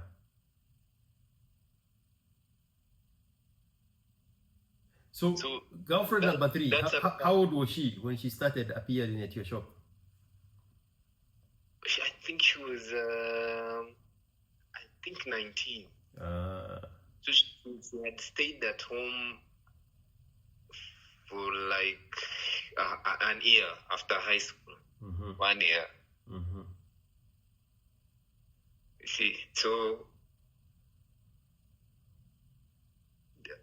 when I took her in, I told her, tomorrow you should go back to your place and reconcile with your father, because that's the right thing to do, which she did. But guess what she came to tell me? She came and said, I've been told not to go back. That's why I'm telling you, I think the mother planned it all. You think? She's the one who pushed her to you with a fake story, with a sob story about going away for funeral, and she'll be sending her daughter. Sasa hii I think ndo nataka uitoe kabisa juu sijui mbona hainitoki, because when I try to think about it, niko like, why would they do that to me? Because that's their nature. That's how women operate. You are the most viable potential marriage material guy, and they micro-targeted you, both of them. The father was clueless, out of the play, or he is as disempowered as your father was, so he had no say in this. All these stories the guy is coming to tell you, the father said this, the father did this, she was cooking them up with the mother to put you exactly where she wants you, Mr. NPC, aka Kenodia. Yes, and I know whatever you are saying is true, because when we went one of the times when we visited their premises, their home, I saw something different on the first day we were there. It was not the same as my home. Okay, my dad might be blue-pilled, but there is an extent you can't go. Ikikuja ni vitu serious, zenye si zake za biashara. Vitu zake za biashara huwezi cheza nazo. See? But when it comes to minor issue like za kukuongelesha wewe as a child, hizo anaachia your mom, you see. Easy vitu about money and everything, he handles everything, because my mom is a stay-at-home mom. He handles the businesses, everything by himself. But he assumes now, because he handles now the business, now the home should be run by mom. So when I went there, I realized hata huyu mzee, the same thing you are saying, the thing you are saying is true. Huyu mzee hata alisaviwa chakula baridi, because we had gone earlier than, I like keeping time. So when I said we will be there by 6 p.m., we were there by 6 p.m. So he took a lot of time to reach home. So what the mom did, actually hakungoja mzee afike, tulipewa chakula, mzee alikuja kula baadaye. And as we were eating, she uttered some words zenye nilikuja kukumbuka after divorce, na zenye umetaja sahi, na zinilipita tu hiyo time. She was telling her, you see how I found you a good husband, you should repay me. but sikuisikia. Yes, nili notice, but haikusink in.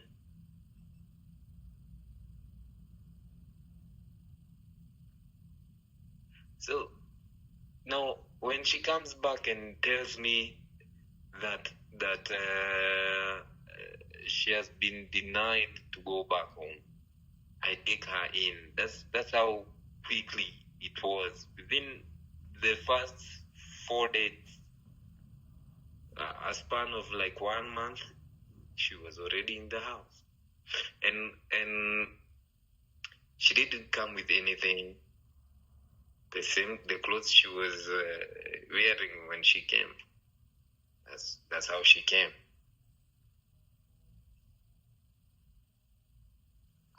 See, I've decided now to stay with her.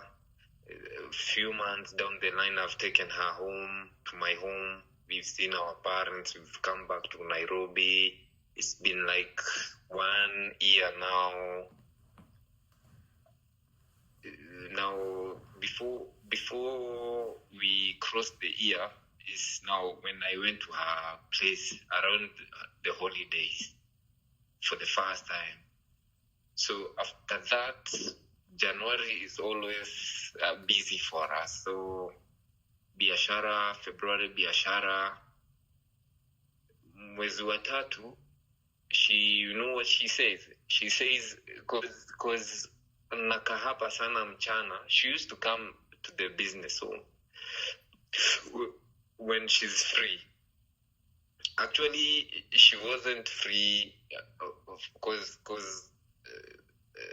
she was always free, because at the house I used to help with some chores. Nimekaliwa kwa nyumba. So if nimeamka asubuhi, I do my own thing, and I like to stay in clean places.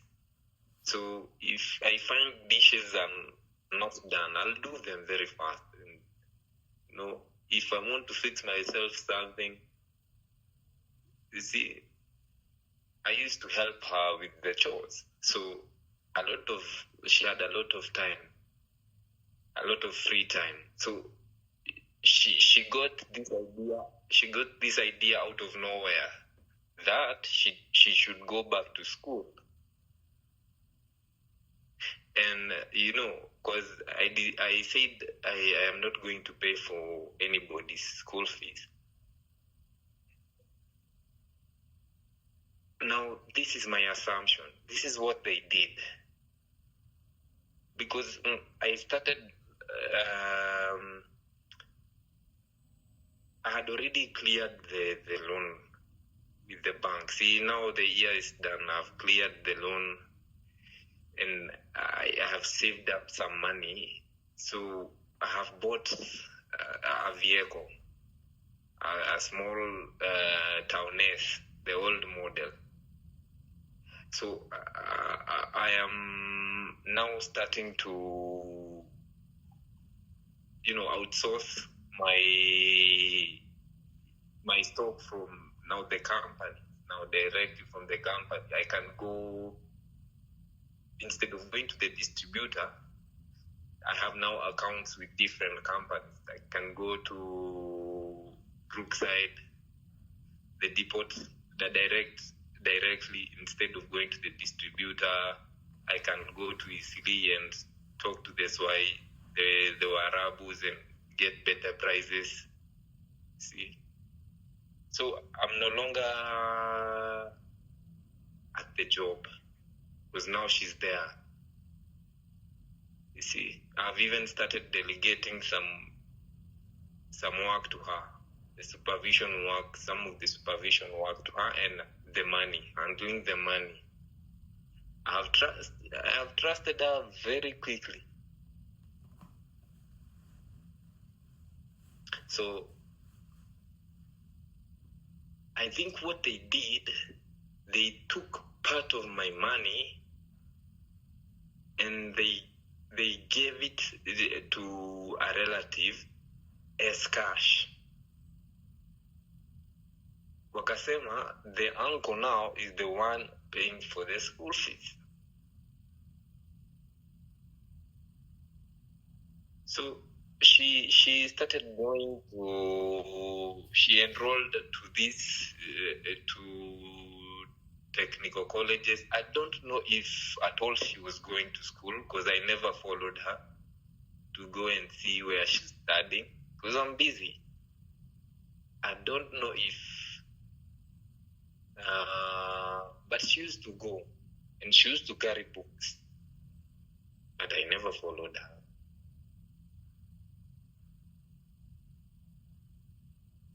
Now, this is how we used to do it, because she has evening classes. She can stay with the, she can come to the workplace at around 9 or 10 a.m.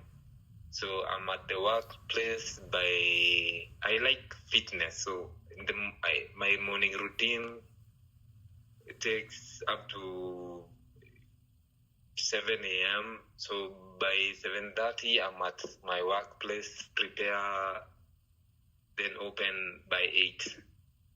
So by 10, I start now going to, get the inventory from wherever I'm getting them from. So by 3 p.m., I'm back at the shop, and now she can go to school. She will be back at 6 p.m. Later 7. Tumeelewana? Yep. Tu umenyamaza sana. Aya. Nasikiza Kinodi are sleeping with the enemy. Sasa, months go by, and I start seeing something. My stock.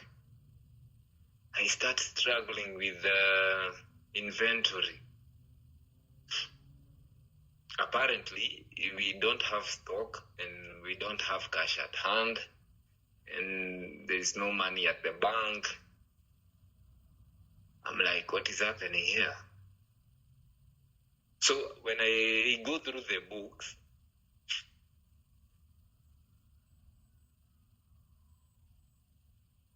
I see that there is a problem somewhere.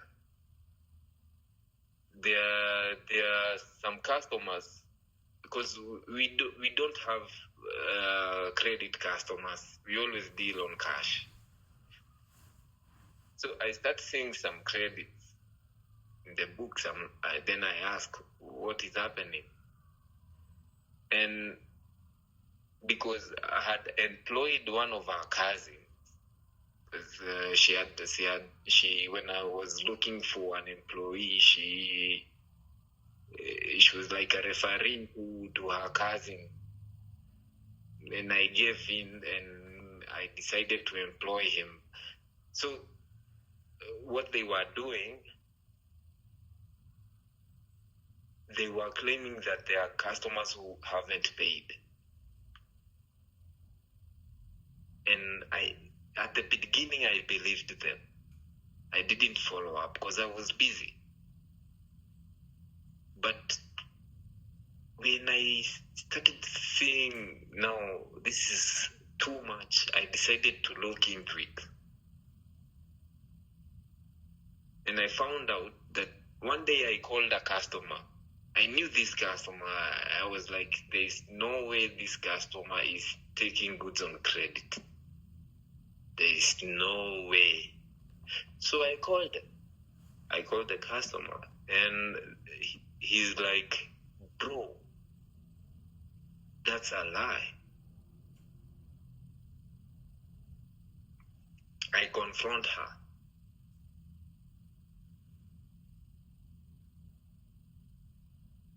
This is how she brushes it off. She was like, uliza huyu ndo anadilingi na customers. Huyo ni customer wake. Because unajua, how I plan my job is like this. My deliveries, because you have to plan your deliveries with the route. So you know that. Mm-hmm. You go dropping to save on fuel and efficiency. Efficiency, yeah. Efficiency, yeah.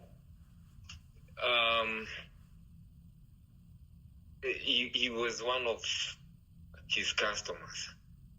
So when I asked the cousin, he was like, no, you ask your wife. I gave her the money.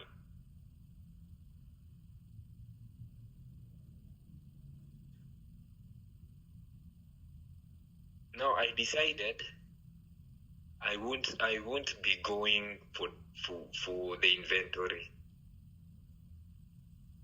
I will be staying now, because it was a wake-up call. I was like, no way, somebody is going to do this to me. Bado sijajua kuna pesa wanatuma nyumbani.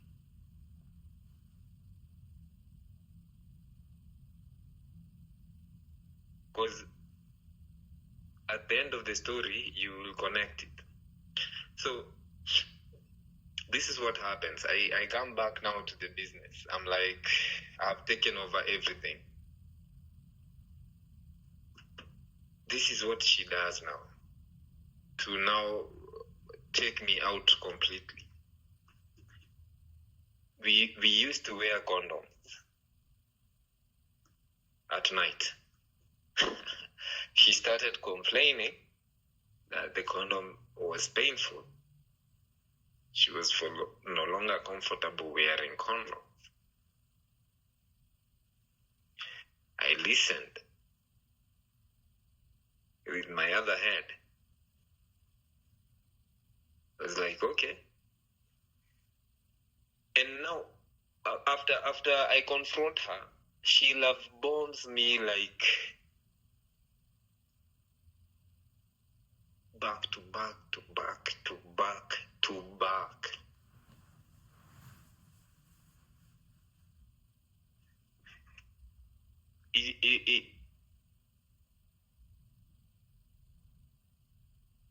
It reaches the point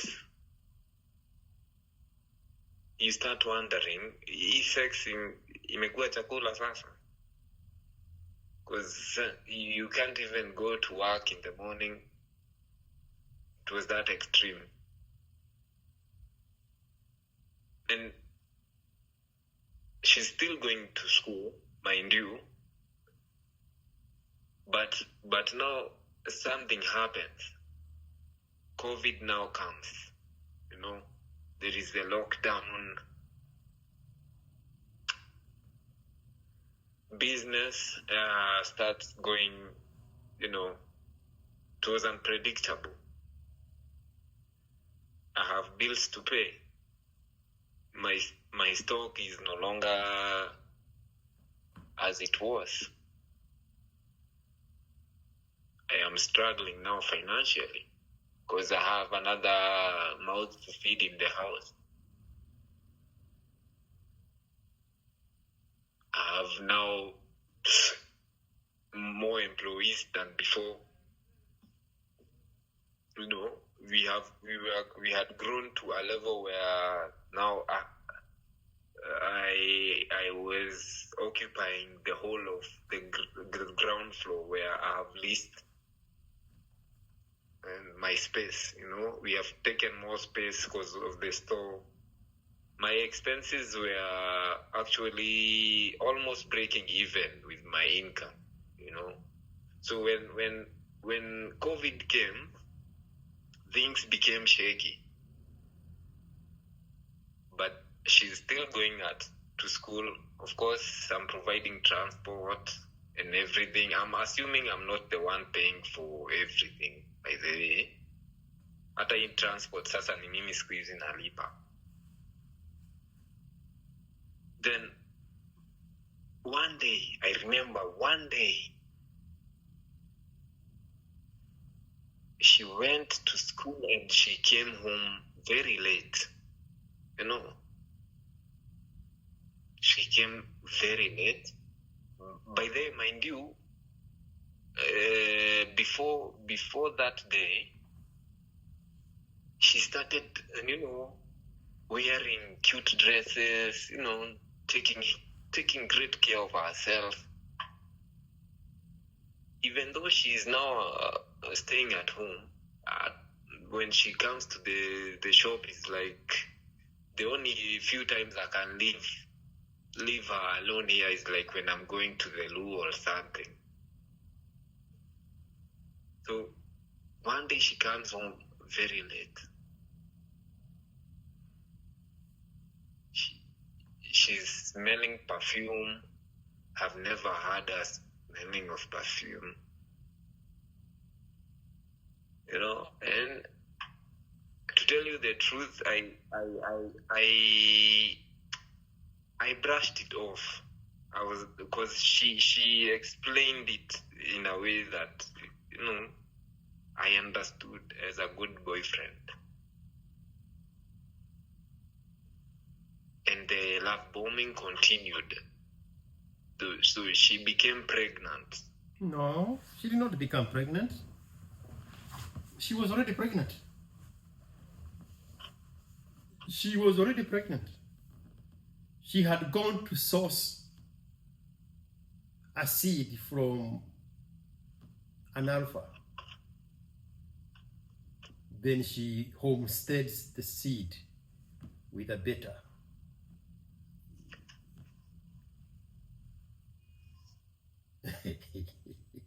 She did not become pregnant. She did not. Dunga tu. Ndio maana nilikuja. She did not become pregnant. She did not become pregnant. She prepared herself for the man she had targeted. She's going to swallow the seed from.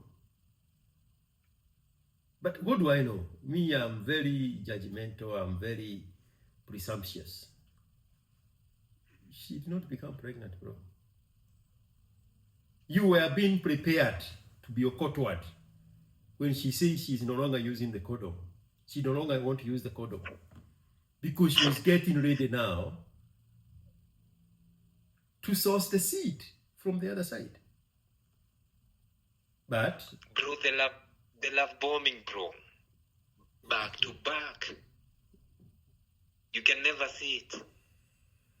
Alpha seed, beta needs. Lakini story ni yako for the 50th time. Story ni yako. Now, listen, she became pregnant and she acted as if she didn't know she was pregnant. That's why I'm agreeing with you. Because apparently, nikipelekwa hosi, niliambiwa hasikii vizuri. So, I told you, my friends, most of my friends are older than me.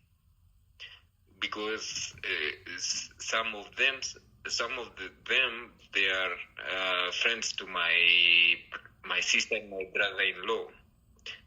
So there is this family doctor of theirs that they had referred me to.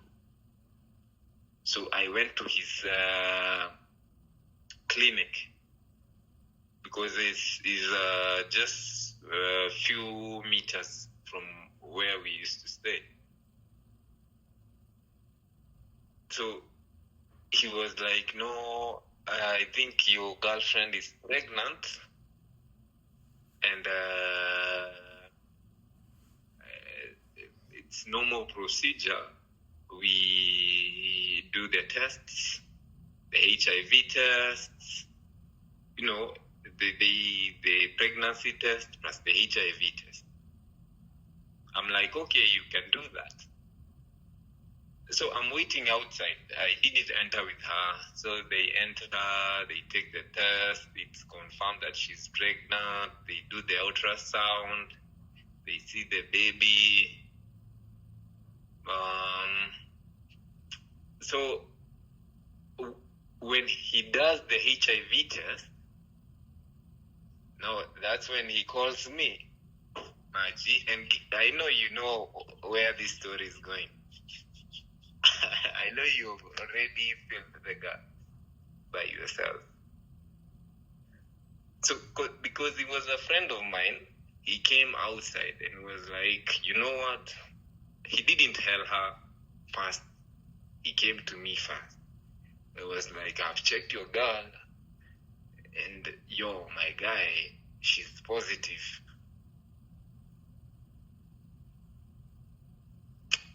I'm like, no if, way. If I'm the one saying that, I would be the bad guy.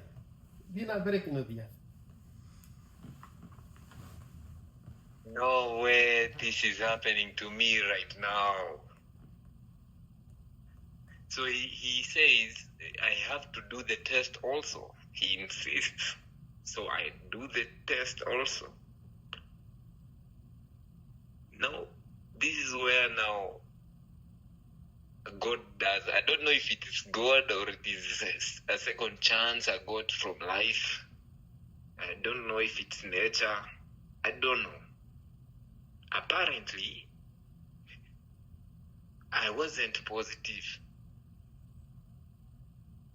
And he was like, to confirm this, I need to refer you to Mama Lucy because some of these tests, sometimes they don't give the real data. So the best test you can get from Mama Lucy. You should go now. Actually, he calls Mama Lucy and he refers me to the other medic at Mama Lucy.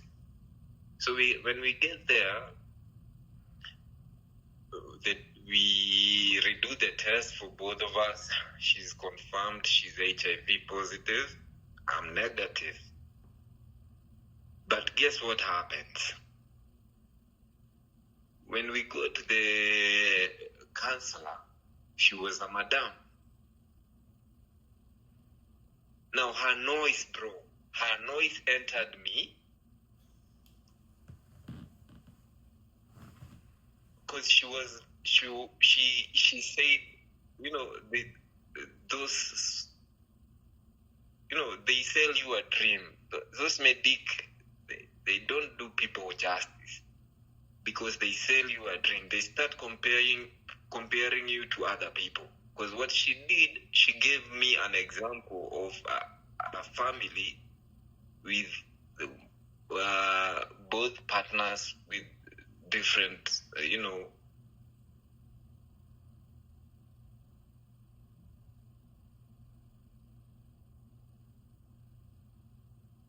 and I bought it.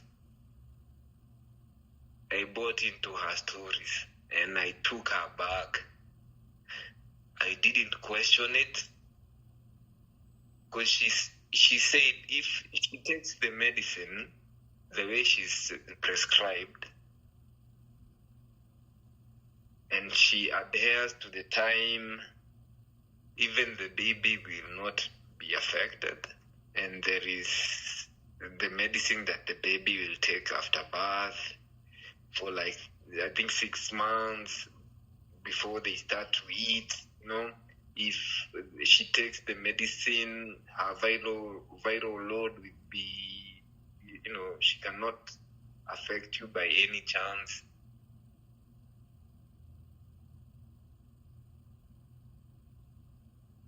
And you are being prepared. You are being prepared for a life with a woman who is HIV positive and pregnant with somebody else's child, and you are sitting there buying that story. Bro, she even called the couple and they were like, yes, I am positive, she's negative, we have babies, very good babies, and they don't sell you the life of the poor. Are you the one?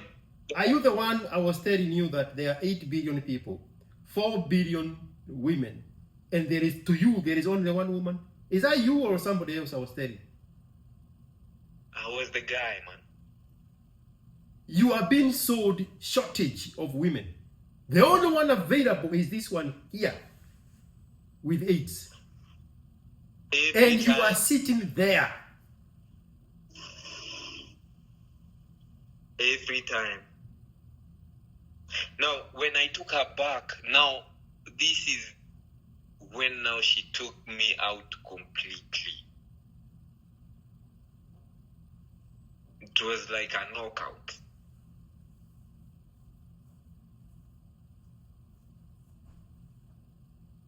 So when I took her back, and everything changed.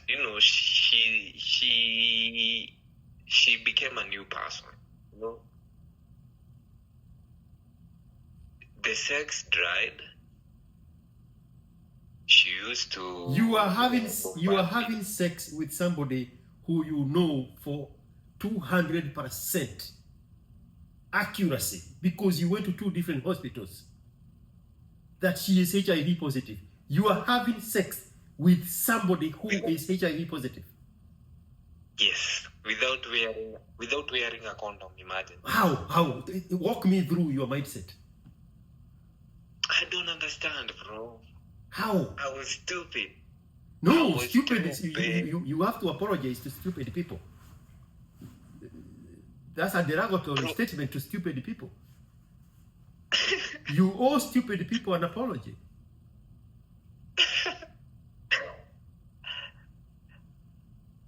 How and why?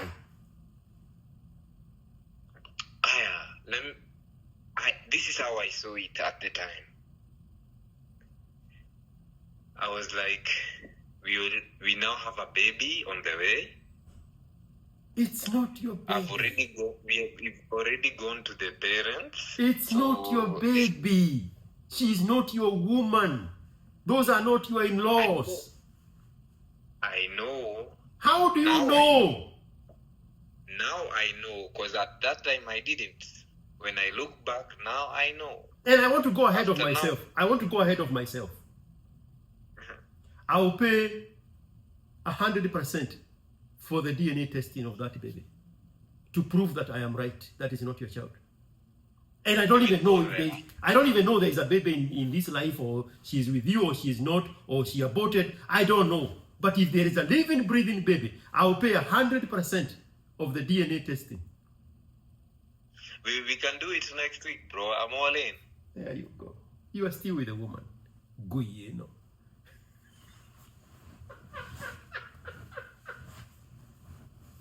You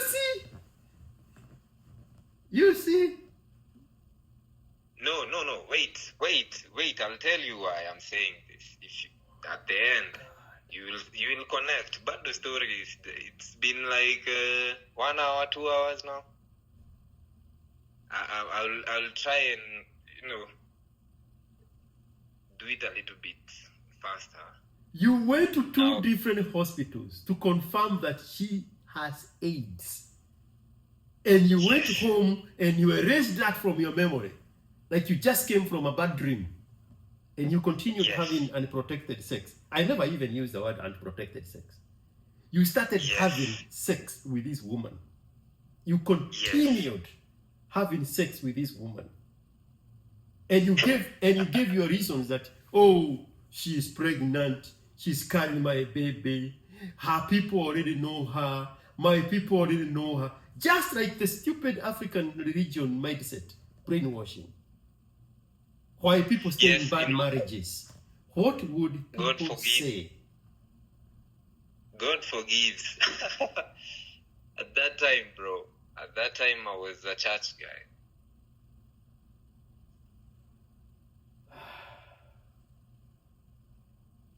I was in my own world, bro. How can you confirm from 2 different hospitals that this woman has AIDS and you go home and you have sex with her?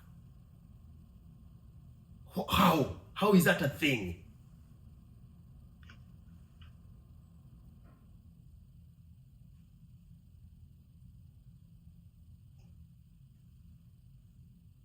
How?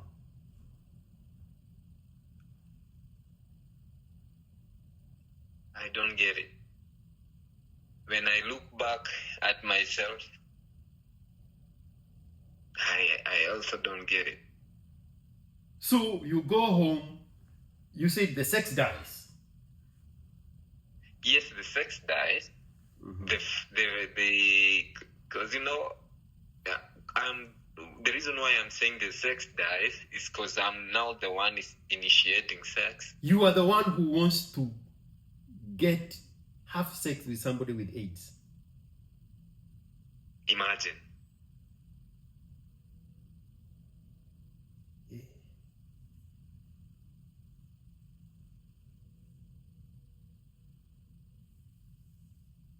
That's why I called you. I want you to beat this shit.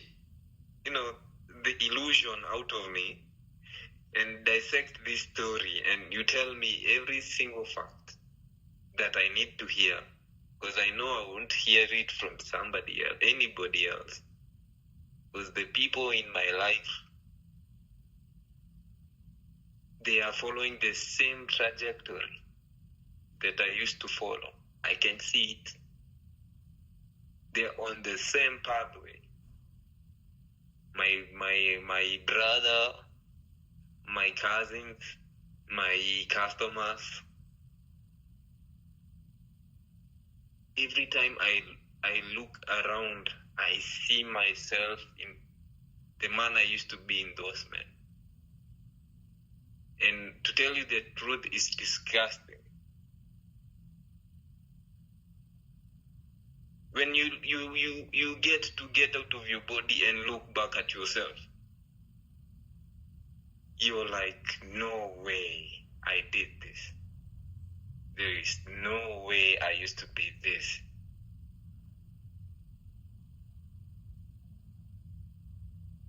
There is no way I was that guy.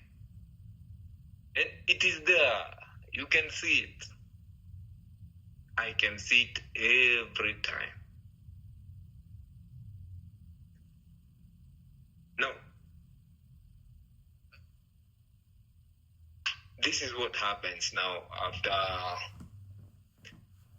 after we go back. You know, the first month is weird, you know, but I still want this to go through, you know. I still want to be a good family man. For who? Let me finish the story. Sasa, what she does now to take me out. This is how she takes me out.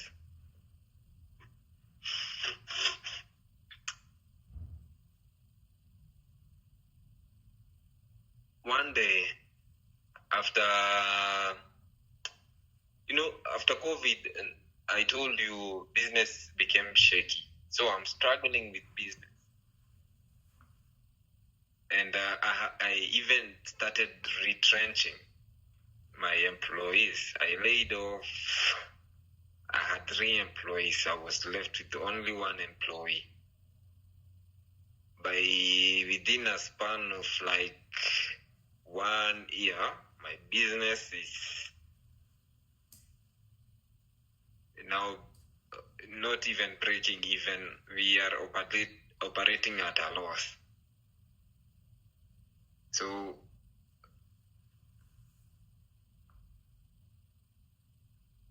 when she sees that now the business is no longer catering for us the same way it used to,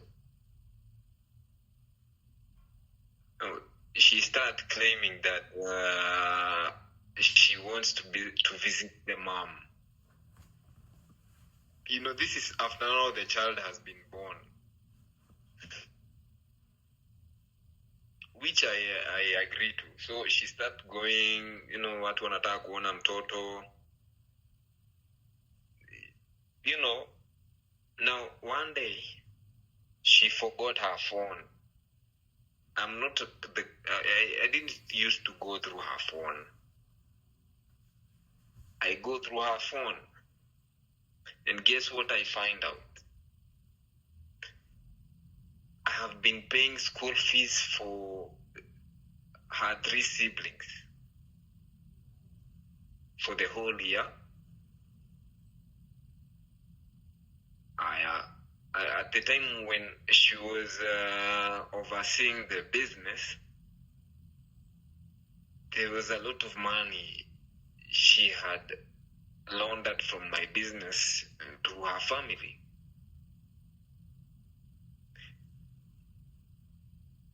I didn't tell her. I didn't tell her. Now that's when I started waking up. You know, when I saw the messages, I started waking up. And I confronted her. I remember very well. She had went to her people's place on a Friday evening. She came back on a Saturday.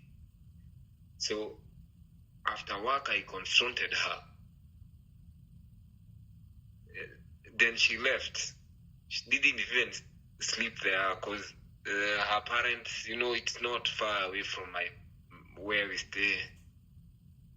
It's like 20 bob fare.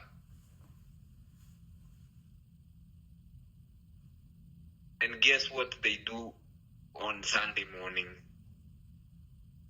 They come back. It's so painful. The dad, one of her aunts, and her stepmom. The mom was not her real mom. Her mom had died when she was young. So the stepmom, the aunt, and the dad, they come to my place Sunday morning with a very big bag. And she was wearing this smile on her face when she entered the room and told me, you know what, nimekujia nguo zangu. I've come for my, belonging, especially my clothes. I will be living with my parents. Because I had started waking up, I didn't utter a word. I remember so well because the previous night is like I had made a decision when she left. I had said to myself, you know what? When I weighed her on my weight balance, when I sat down and started weighing the liabilities and the advantages of having her in my life,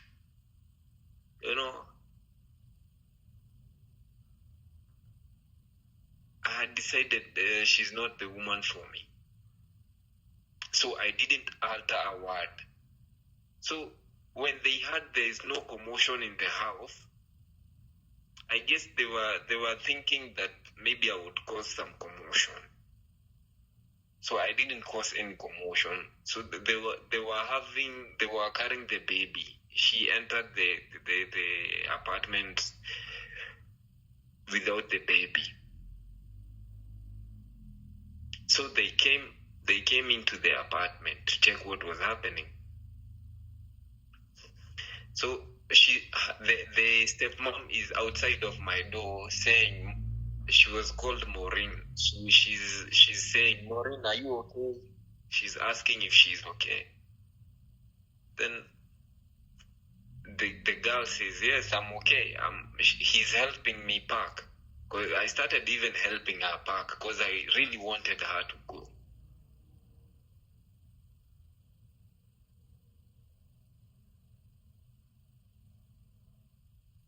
Then,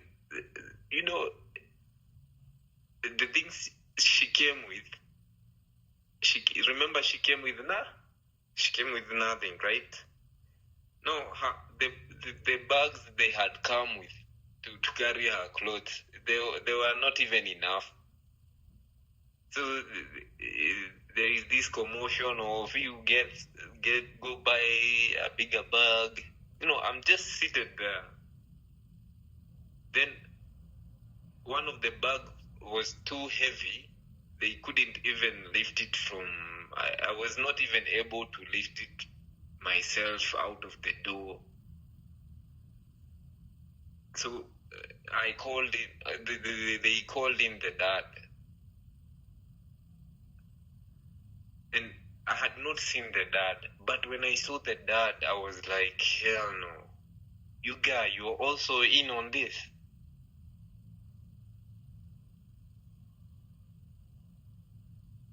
They left, and guess what I did? I didn't call anyone. I didn't call my sister. I didn't call my parents.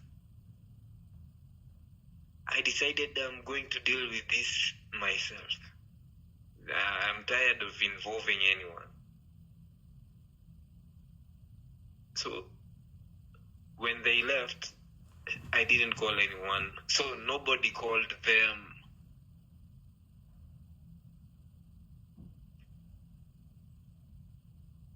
On Monday morning, see, they have left on a Sunday. On Monday morning, they went to the nearest police station, and they claimed that I'm a deadbeat dad. I've been neglecting her and the baby. You know, I'm the bad guy now. The chief calls my dad and my sister. Then my dad calls me asking, what is this I'm hearing you're being called at the police station? Kwani, what did you do? I'm like, I gave him the whole story. He told me not to go there. So he drove to my place that evening. I didn't go. So when the chief called me to tell me to go, minutes later, when I explained to him, the chief was like, oh no, I didn't know the whole story.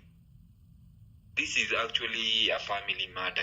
They should just come, you deal with your own issues. So they thought they would get help from, the government, the authority.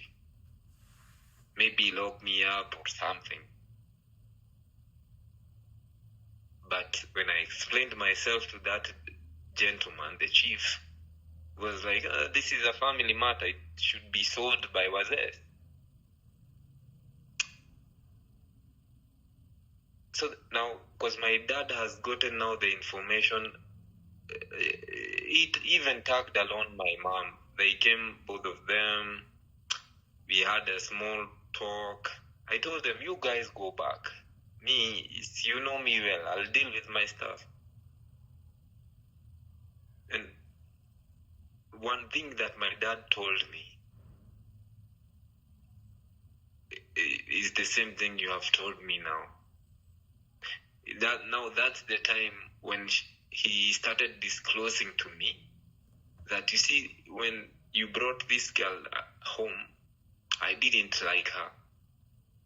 But I couldn't tell you because, your mom said we should let you be.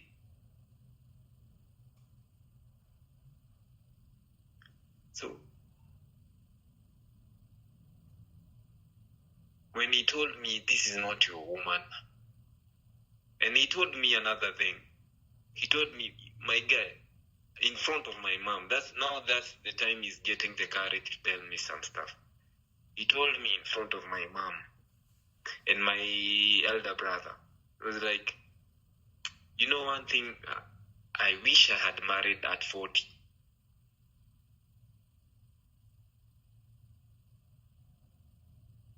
Because I would have done it way different. I would have had the resources, a lot of stories. So that's another thing that, you always talk about. He talked about it that day. Because he can see himself in you. He can see his 28, 29-year-old self in you. And you made the same mistakes that he had made because he never told you about it.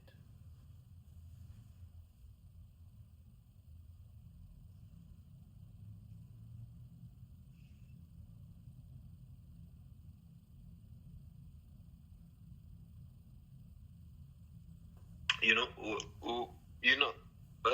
the girl thought we would go for her, because when, girls, they nag you. Even when I blocked her, she found other ways of reaching out to me. Did you tell your family that she has AIDS? Yes. When you are sitting at the clinic at Mama Lucy Hospital, she has HIV, you don't. You never had a conversation of where she got it from? Now, listen now. I asked the question there at the VCT. Because even, the doctors have to ask, It's not only me who's asking. The counselor, the madam also asked. Guess the ask is, women know how to lie. They know how to lie to your face, and they know how to make it believable. You can never doubt it. So she says that one of her aunts has HIV, and she previously had a baby, so she was the one taking care of her.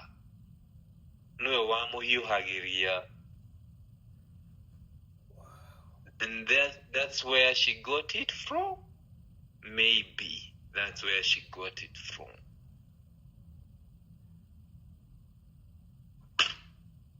You tell me. You are done for, bro.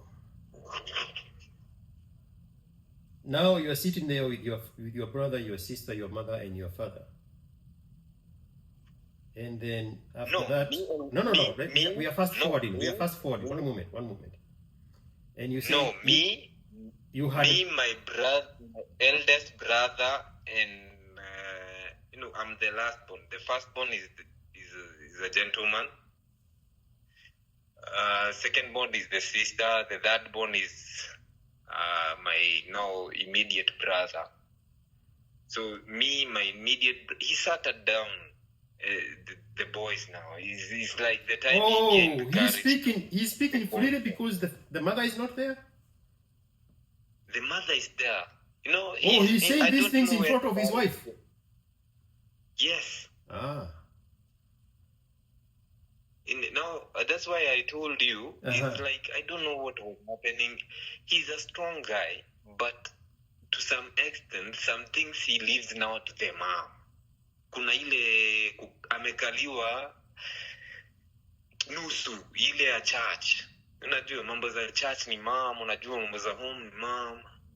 But when it comes to finances, the dad have to provide, dad has to do this. No. When it's serious business, it's dad's business. When it's now the minor things, who's planning for the ratio? Mom is very involved. The Kikuyu women hijacked the culture. I know. Okay, so now nobody goes for her. You had blocked her, but she found ways. Yes, no. She had found ways to bag you. Bro, after 2 months, after 2 months of staying at her mom's, I think they got tired of her. So she came at my place crying, begging me to take her back. And I said, no, I'm not taking you back. But now because I had started listening to you on X, and Andrew Kibe's a bit of, you 2 years ago, you were very active on the spaces. Actually, when you left the spaces, I think the number dwindled a bit.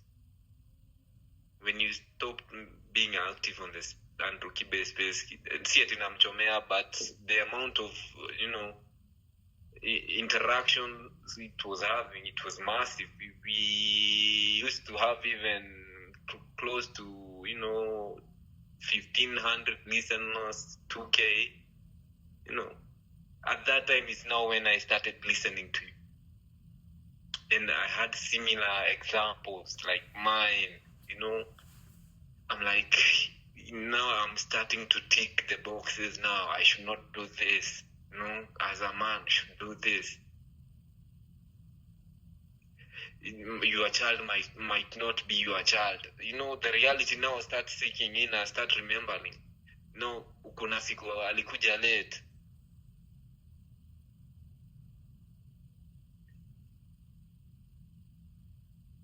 Kuna pesa zangu zilienda in between. Kwani I should forget about it. And then I start remembering now, the fake intimacy and how it started clicking, how the mother was reacting, the illusion, when the illusion goes, you start seeing things. You become the driver now.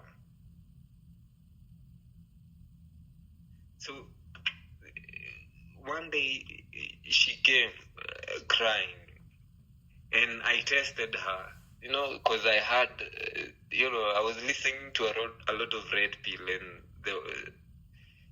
I decided to test her. I told her, because you have come at lunchtime, so you just go and just cook something you eat. We eat together before you go, because I'm still that good guy. Sijaamua kuwa mbaya. I know I've lost a lot. I've been on the back foot all along, but I decided to test her for the last time. So I told her, go cook something. And now this is how I decided. That's like ujinga. I remembered when she was not happy in the relationship. Every time she was, throwing tantrums or unhappy, alikuwa naweka chumvi mingi kwa chakula. It was so disrespectful, because I used to tell her, always check the salt. Why do you usually not check the salt? Now this day, she does exactly the same thing. She prepares the meal with excess salt. Sikuikula na sikumwangalia tena. Nilimwambia you kula chakula yako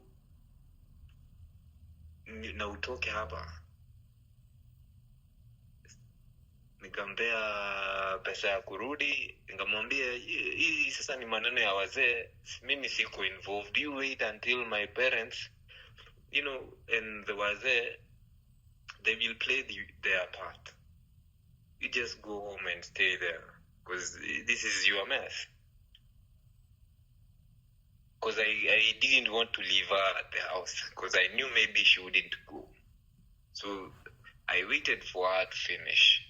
Then I locked the door. That's the last time I saw her. So you are telling me that you took this woman to your job. She started handling the money. She started stealing with her cousin that she had suggested you hire. When you caught that, when you caught the credit, you called the customer. The customer said, "No, I pay by cash." Yes. You asked her. She said, "That is my cousin's route." You asked the cousin. Yes. The cousin said, "Ask your wife." Yes. You put a blindfold on your face. You go to the next level. Yes. She gets pregnant. You go to the hospital, you are told, oh no, she did not just get pregnant. She's been pregnant for a while. Oh, by the way, we tested for HIV and she has AIDS. You don't. Yeah. But go to Mama Lucy and double check. The results are the same. Yes. The conversation about why she has AIDS and why you don't, she comes up with a story, you buy the story. Yes. She goes home one time, you check the phone, and you find out that the money she has been stealing from you, she has been using it to educate 3 of her siblings. And apparently, maybe I've been the one paying for her school fees also. And she went to college on your dime. Yes. You chase her away, she come back. She takes her things with her family. She goes. Yeah. The next day she goes to the police station and she reports you of deserting her. Yeah, after she has stolen your money. She is the one reporting you to the police. The case does not go anywhere. The case dies because the chief and the police realize the whole story. You wrap it off. You completely put another blindfold on your face. She shows up after 2 months. She knocks on the door and you still open the door. Imagine. Kwani kuna kurogo ingine gani isipokuwa hii? Kwani kurogo ni nini? Now, that is not even the issue now. Me, I forgave her and everything. How can now, you forgive anybody? It's not your place to forgive anybody. It's not your place to forgive anybody. How is that a thing? Who came up with that nonsense of forgiving?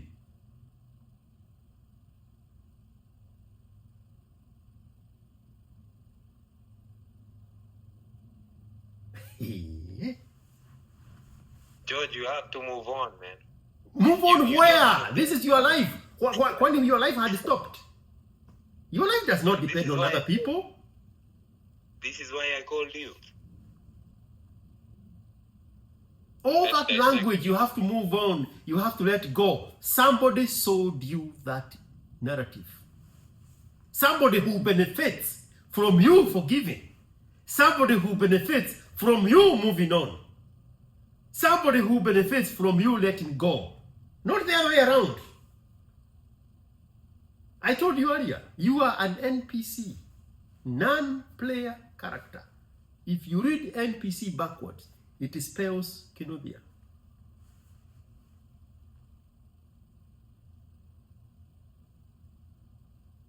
So you are saying that is not all. It's not all, bro. I told you we might take long because she is not even the reason why I called.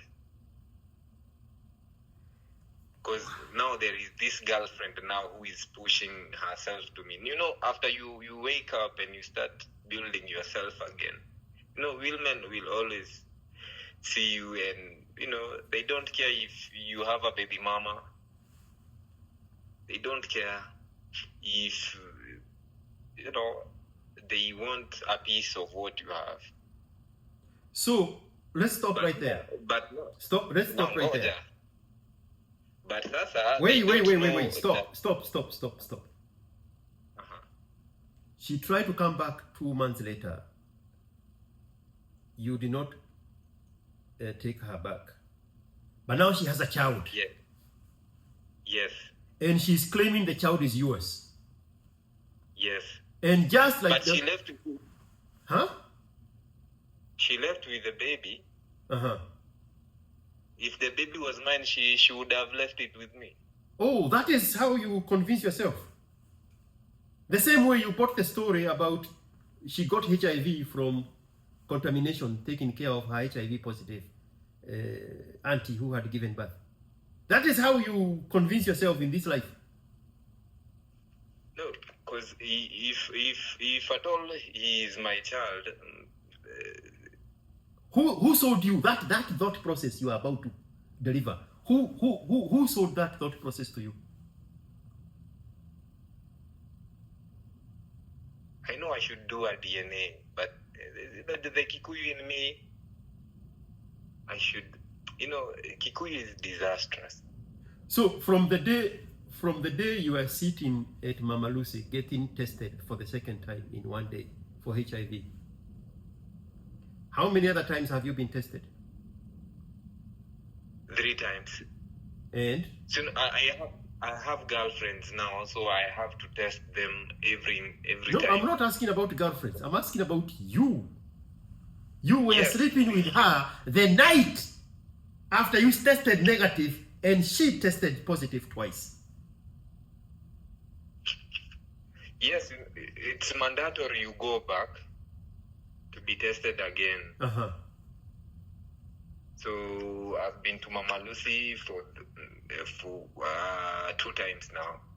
The second time now you go after, they tell you to go between 2 to 3 months, that period. And I went and it was confirmed. And you were having sex with her without a condom?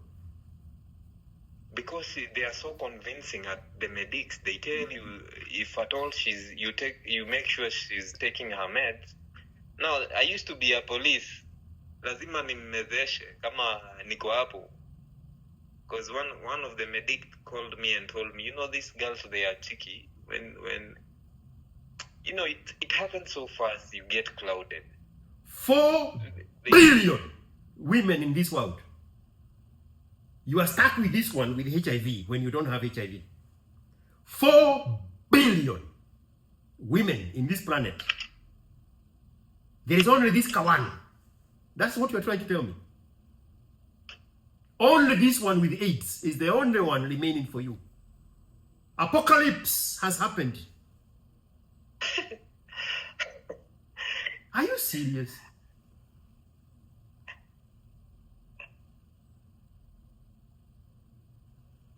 No. Kwani kurogwa ni nini? Indo kurogwa, bro. Now,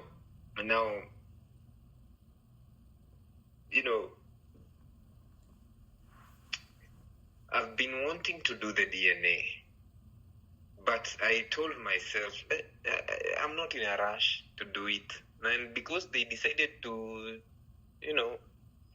take themselves out of my equation, let them be.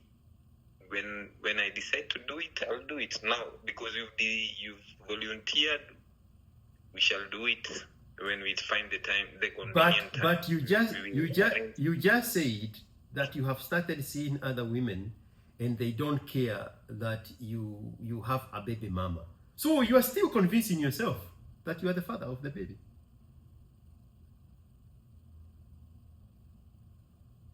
Amma, you didn't hear yourself. That's why I came here. You didn't hear yourself. My message? Did you see my message? Did you read my message? I told you I need the plain truth. Wow. Now, this is where you come in.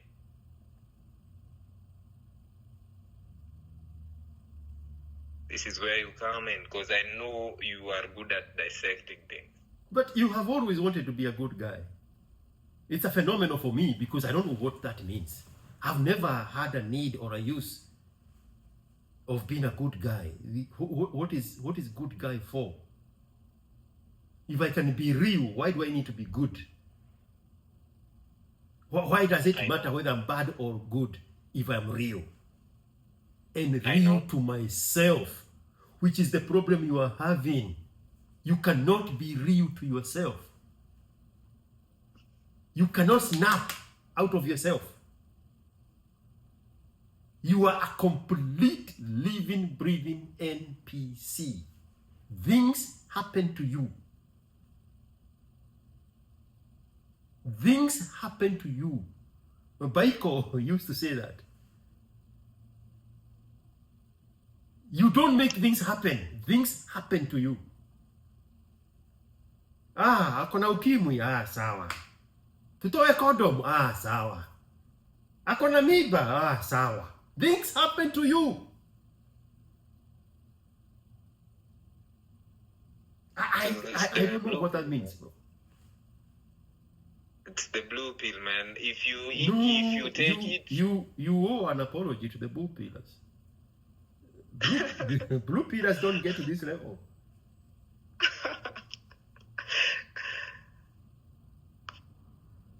What? So now this is the reason now why I called you. Yeah. It's not. It's part of it is about her, and part of it is about now the next step now, because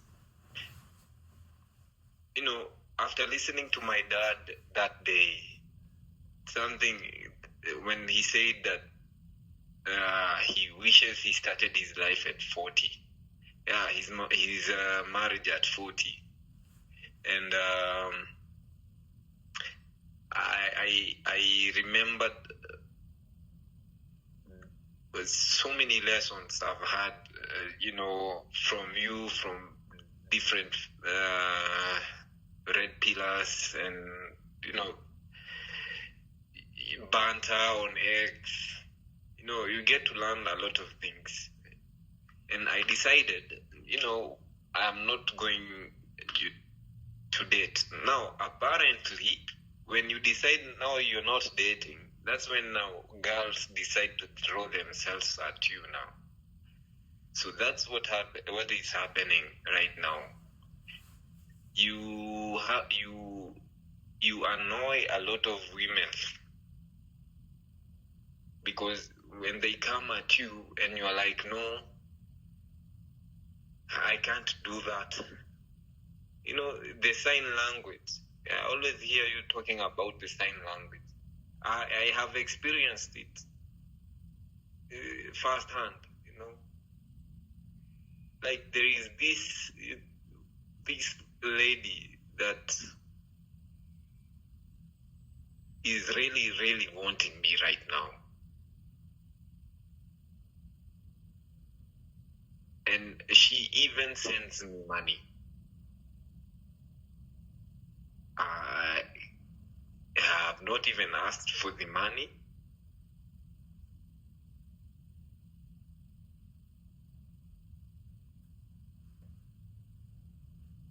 And I also see a lot of young women. I am a wholesaler and a retailer. I get to interact with a lot of people, but to tell you the truth, penye sasa red pill imenisaidia sana, and most of your lesson is because now I have to, be a guy of boundaries, and not be when you decide not to become a good guy anymore, they start shaming you. Women start shaming you, because I have seen it. Uko na maringo, unajua unajifanya, mbona unapenda kukaa peke yako, are you gay?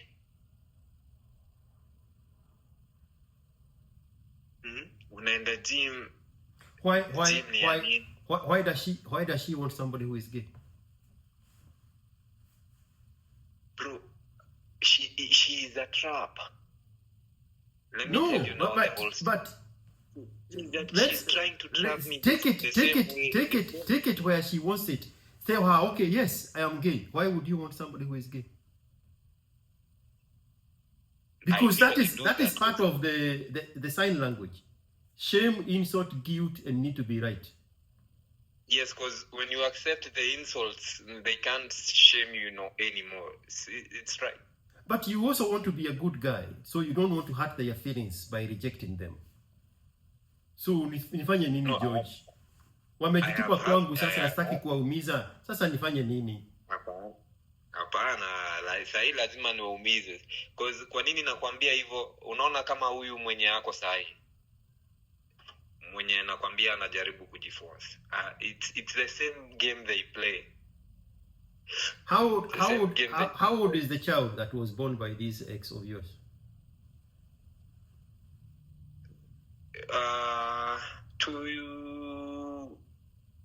2 years and 11 months this week. Next week? Do you go visit her? Does she bring her to you? Is that boy or a girl? No, I detached. He's a boy. I detached. I don't call her. I don't send money. Nothing. And why are you still calling yourself that you have a baby mama? Because when you are introducing these other women, you said these women don't care that you have a baby mama. That's why I called you, because there is this thing in my head that still believes that maybe that boy is mine. Do you still have your business? Yes. How is your business doing? My business is okay now. And stable. I'm making profit. Her cousin is still working for you? No. Was he? So I told you I let them go. Was he the first person you retrenched during COVID? He was the first person. Because of that story. That's when I let him go.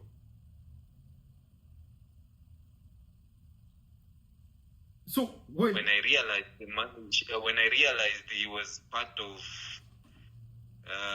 money getting lost, because I knew he would spoil the other employees.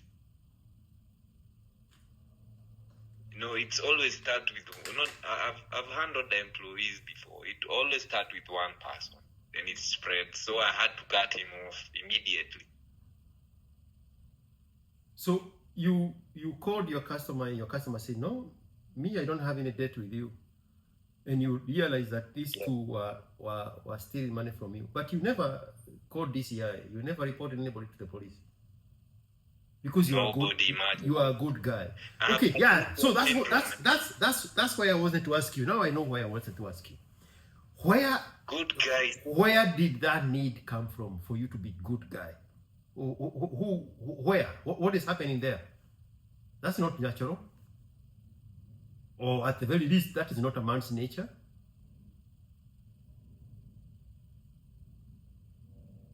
What is this walking on eggshells so that you don't hurt people who have hurt you? All of them. You handle them with the baby gloves after they hurt you, not before. What is this? What is this you are pursuing? Is this a religious mindset?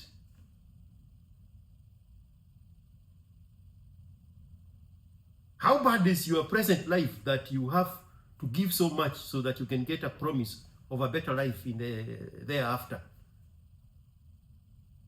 And your trade-off is to be a nice guy. Where is this need for a nice guy coming from?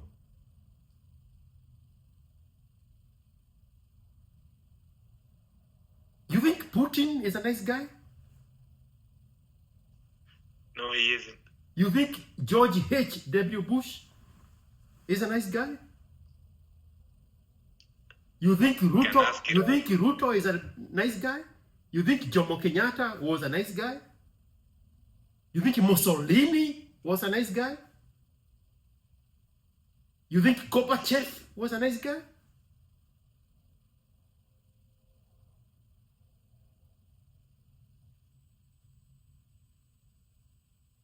Where are you looking for these monuments of nice guys?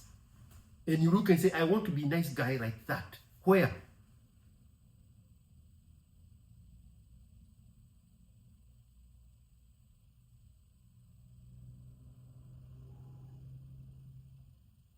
And you're not being a nice guy objectively. You are being a nice guy to the people who have hurt you.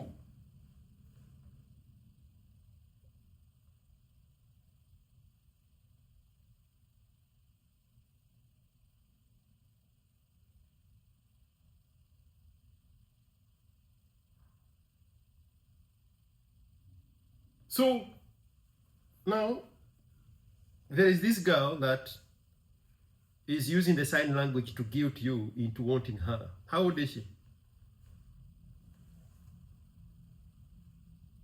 You know, I like listening to your video. Before I answer you, I follow you on YouTube and I watch. I think I'm always one of your first viewers when a video drops. And there is this video. I remember you said you were having a conversation with another young man and you were telling him that,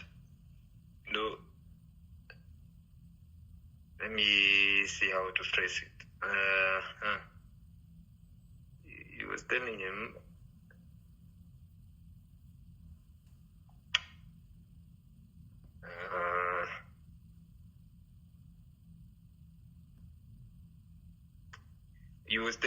that a girl who is almost close to your age is, you add 10 years on top of that, and she has an experience of a person 10 years older than you. And there is nothing you can teach her, because marriages are based on experiences, past experiences together, the memories you make together. That is when she's young. That is Mr. USIU. When he was telling me, Mr. USIU is 35 years old. Yeah, I know. The Indian Pakistani guy.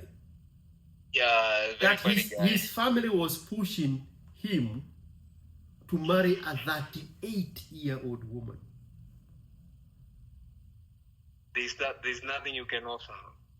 Bro, the woman who showed up, that you knew when she was 16 in high school, and she showed up 8 years later. You could not show her anything. I can relate. You could not show her anything. She had experienced everything in the 8 years. She had disappeared from your life. Yes. So when she came back, she was like, this guy is boring. This guy is boring. I have to destroy him. What she was doing is, she wanted a one-off. She wanted a check mark that she has dealt with. It's like I always set myself up to be punished. Yes. She had come to thoroughly deal with you so that she can move on with the next phase of her chapter, or chapter of her life. She had come to completely destroy you. So there is never going to be like, I wish I had followed that guy who had fallen in love with me when we were in high school. I wish I had found out how that relationship could have ended. She came to make sure it's done. She completely destroyed you. That is what women do, bro. Now, you are hesitating to tell me how old this newest girlfriend is. No, I'm not hesitating. Now, let me... Because now you can already see the pattern. Listen, Watson, listen. I know it's not polite to cut somebody off, but I told you I came here to tell you the truth. We agreed on that, right? Yeah. So it's better I tell you the truth, because the truth will set me free. Now, you remember there was a kienyeji I was eating when I was in campus. Mm-hmm. When do you think who is now chasing me?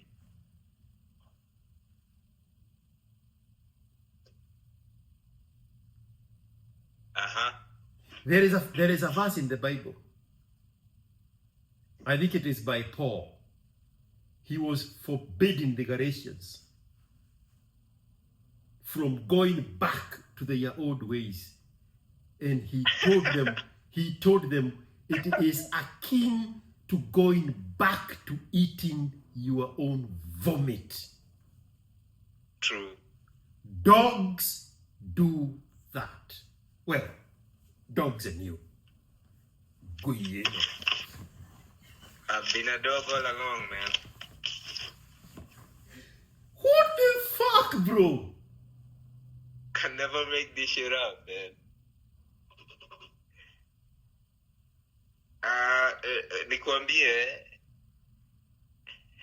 now the advantage of this is now I can be able to look at female nature, and I'm using her now as an experiment. You see, when I hear about sign language, I can see it every time she's trying to do it. You know, it is everything you always talk about, female nature. I have seen it with her.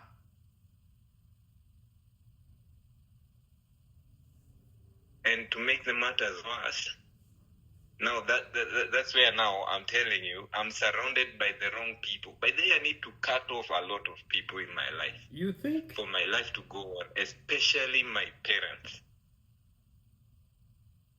Because, you know, a girl from Ushago, she knows my parents also. Because we go to the same church when you're back there at home. Mind you, who started suggesting her to me? Who gave her my number? My mom's. After this roller coaster with the HIV positive woman. Imagine. No way. I need to completely cut some people off. I am doing it now. I will even screenshot you some. I've been avoiding their phone calls. Ndakutumia hata screenshots sahi. Before you called me, she had tried calling me 3 times. I didn't pick up. My dad called me last week. I didn't pick up because I need my solitude. Because I've realized it's helping me see things now differently. Because when you hear red pill and you apply it and you go back to solitude and look back and, you know, look around you, you know, there's a video you posted today and I saw it on X. You know, that Nigerian guy saying that, you know, before you get married, you know, please make sure that you have your things together. You know yourself, you know your purpose. Because when you get that woman, the trajectory, if you do not remain in your frame and you don't follow your purpose, it's evident everywhere. You can see it. I can see it with my brother, one of my brothers. I can see it with my customers. My own dad, I can see it with him.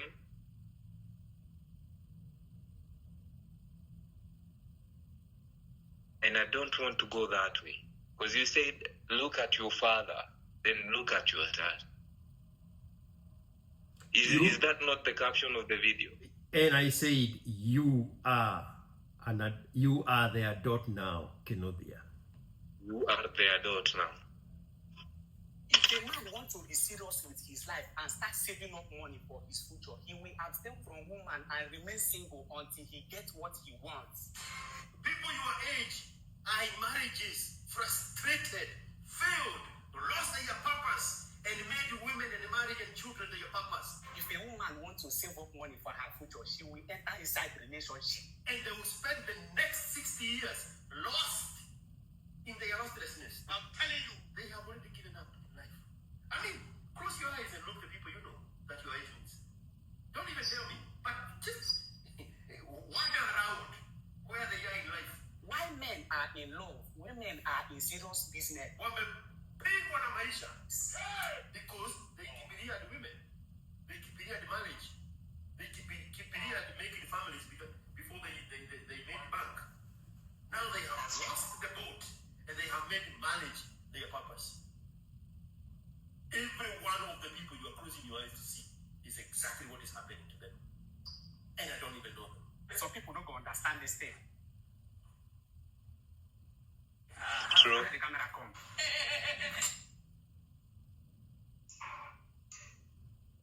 How the camera go?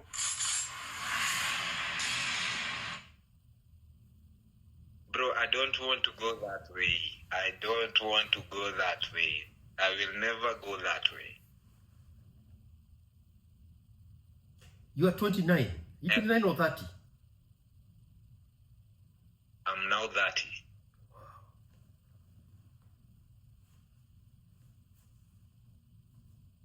Wow. How bad is it out there, bro? How bad is it out there that people like you, who are otherwise very, very successful, on the right path, on the right trajectory of climbing the social mobility ladder, on the other side, they are totally clueless on the nature of the woman. And they are pegging their whole life, their whole future, their very existence at the mercy of the woman. How bad is it out there that people don't have information? Men don't have information. They are walking around blindfolded, thumping their chest.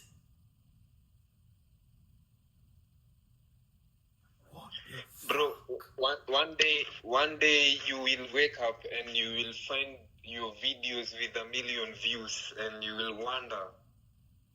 You have touched. Your niche is very special if you don't know. And I know you will remember this conversation when that day comes.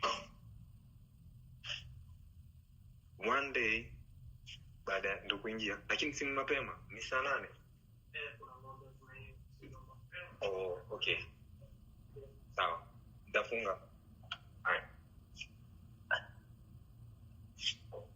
Okay, there was my employee who was taking care of the store. He was arranging some stuff. I had told him to make sure he does it.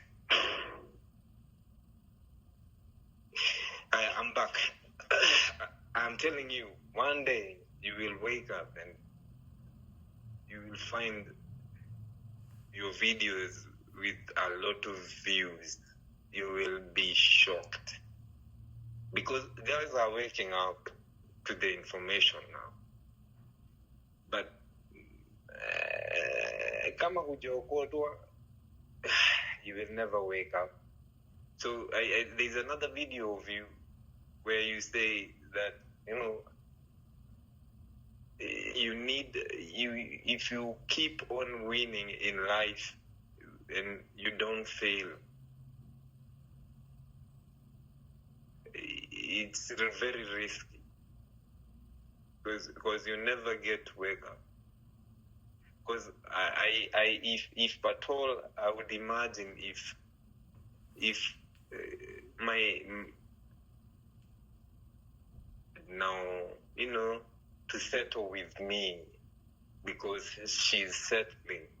Like now, this lady who is trying to settle now with me because she has exhausted all her options, and now she needs me, to take care of her and her baby, because she is a single mother. The new one hunting you down. Yes, I am being forced by my own mother. Your mother is forcing you onto a single mother, and your father. To a single mother.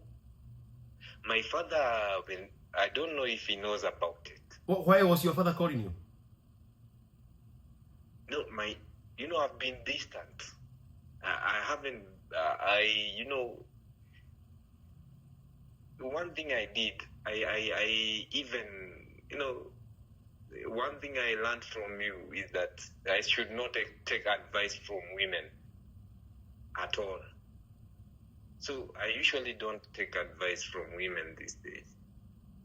I also try to keep a distance with my sister and my mother these days, so they can notice the paradigm shift. They're like, this guy is behaving weirdly. When they think I'm having depression, but they don't know I'm waking up. To their maybe they are thinking that I'm going through a tough time because I am, laid back, solitude. I don't visit as such, because I've been trying to, figure out where the next step of my life, how I want to plan my future now. Financially, I can see it. I can see my future, but now socially, that's now the Mr. Nice syndrome. Now, this is the one I'm trying to deal with right now. This cut, little by little, I need to shut him down. Now, by shutting him down, I will be annoying a lot of people. That's why I'm telling you. That's why they are. I know they are pissed at me, but they will have to swallow their pill. Why? They have to, because now and then, I cannot trust my parents to give me any relationship advice whatsoever. I have to do it on my own. And a lot of people are having to do it on their own because they are misinformed, especially men. I'm talking about men here. A lot of young, I have them. I have friends. Once I resonated with that video of today, my guy, because I saw myself in that video and I can see them. The same thing is happening to them. Hawako kwa dereva wameachia mtu mwingine, wao hata hawajaketi kwa kiti, wameshika ile chuma tu. Gari inaendeshwa na ni yako, na huko wewe sio dereva, Iko hivyo. Dunia iko hivyo sai.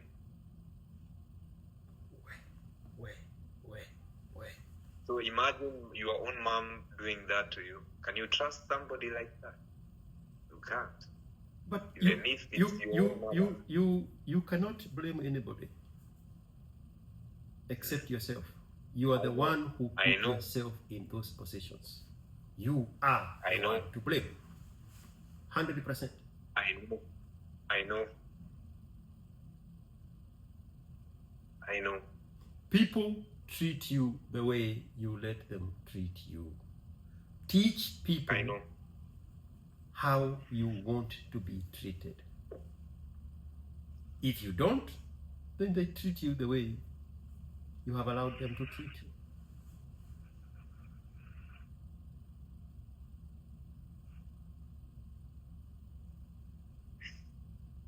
Why?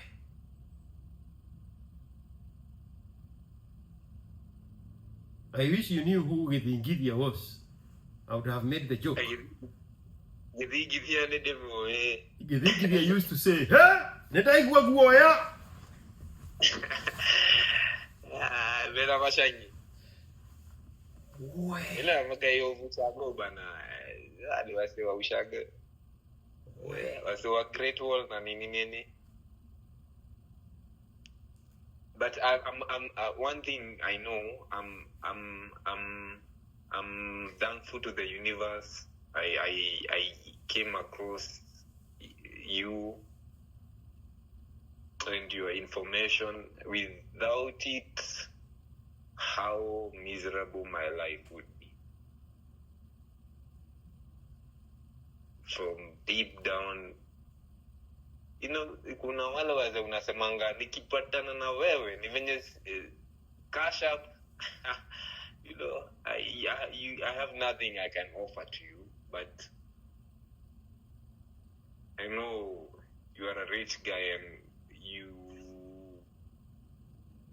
are old with wisdom. There's nothing I can offer to you, but you don't know how much big of a part you have played in my life. You cannot even fathom it. You cannot even come close to. Do you know who is Wasike? Do you know Wasike? The guy who used to say "God bless" on Keep a Space. Yeah. He told me when I go back to Kenya to let him know he will send me a goat. Bro, we better changia you goats, bana. You put up a farm somewhere. I have to put up a fund somewhere for a goat. You have to put up a farm somewhere. And let me tell you one thing. It's a lucrative business, by the way, the meat industry. Yeah. My dad does it. I am thinking of going to that direction. I'm also thinking of doing farming. I know unasemanga si vizuri kuisema juu you won't actualize it, but I'm just telling you. You see, like the if you have a big tract of land, hata kulisha unaweza lisha huku kwa barabara, hata zetu zinakulanga kwa barabara kama za Maasai. But you have 20 acres in Kimorori. Yes, no, it is subdivided: avocado, tomatoes. Yeah. So inakuwa a little bit kidogo. Wow.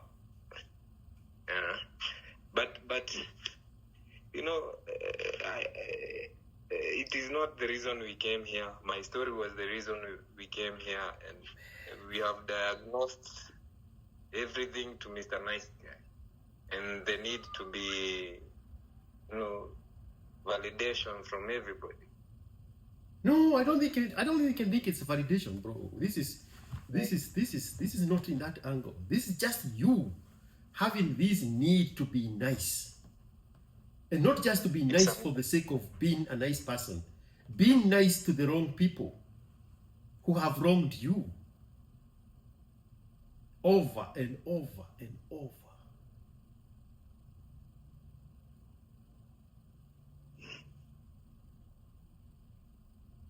Hey. You know what they say? I thought I had everything. because remember there is a story from a 26-year-old guy who was dating a 20-year-old girl who is HIV positive. Yeah. That story is the reason why I texted you. Remember I told you in the text messages. Bro, that story shook me to the core. I was having goosebumps. Bro, these girls don't care. They have HIV. They don't.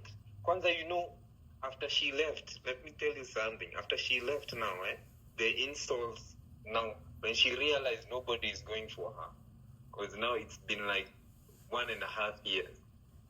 Now the insults started coming in now. Red hot. No? I'm the bad guy now. Bro, you don't know how much I like being the bad guy. Even when you are saying this, I'm the bad guy now, I'm like, please, can I have some of that? I know you like the badge. You always say that. It's the safest place to be. If you were the bad guy, none of this would have happened to you. I need that in my life, man. I need that. Why? I thought I had everything. I keep going back to how bad is it out here, bro? No. People are walking around blindfolded and they cannot see the danger. One day you will wake up to 1 million views. Ha. Wow.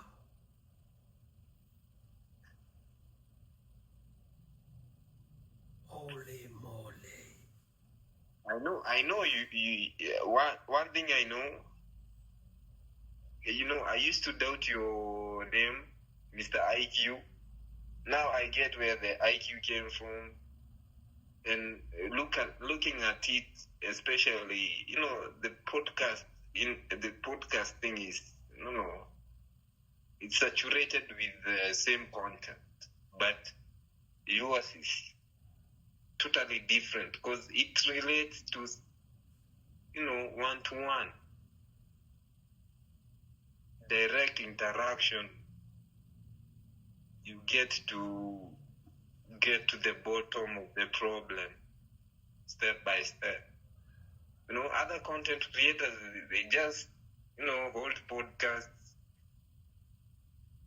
They give people information for consumption only. You have found a niche whereby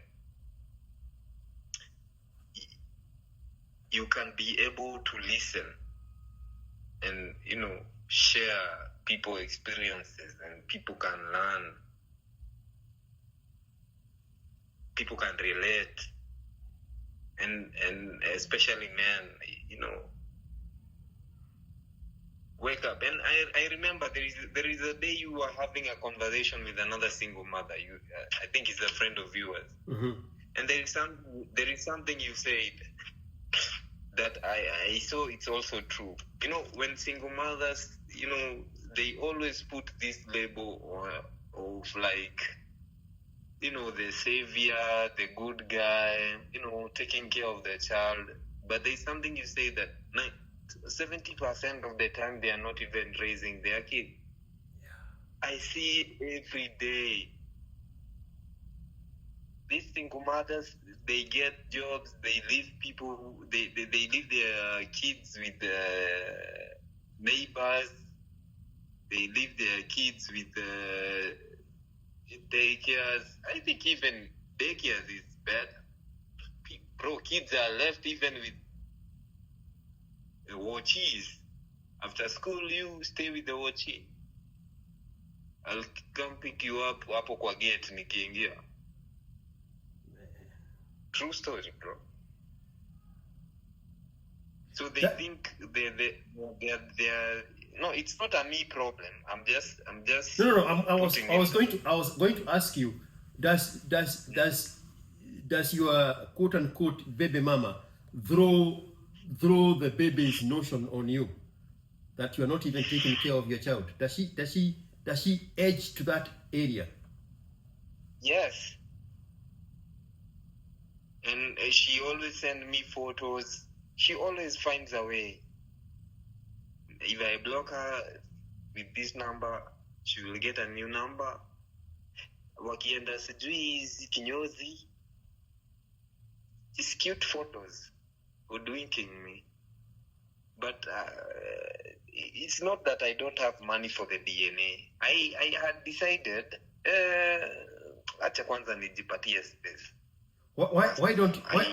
Why don't you just respond with, take the child to your father? I am not the father.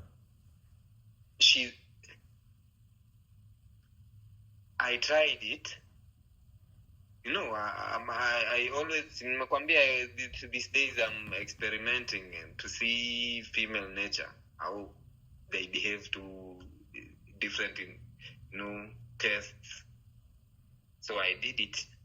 And yeah, this is how I did it. I told her, because that day, the last day when she came to my house, the day she cooked the salty food, the last time, I told her the last time she came, she doesn't know that I plucked the baby's hair, and we did a DNA test, and the baby is not mine. I had tried that test, and she said, no, I am 100% sure this is your baby. I don't know where you got that hair. That is not his hair.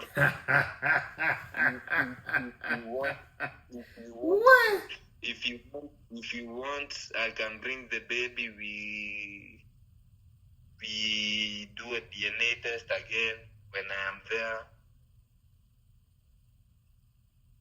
She was willing even to give me the kid. She was like, because I had tested her also that way. I was like, you give me the kid, I'll take care of the kid because I don't want anything to do with you.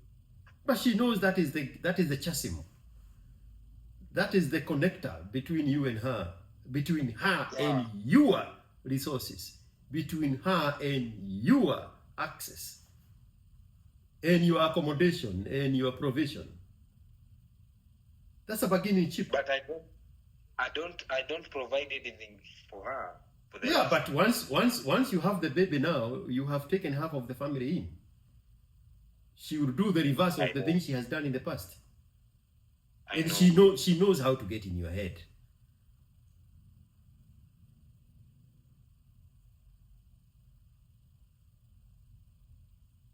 Man, these people. You hear me saying all the time. Uh-huh.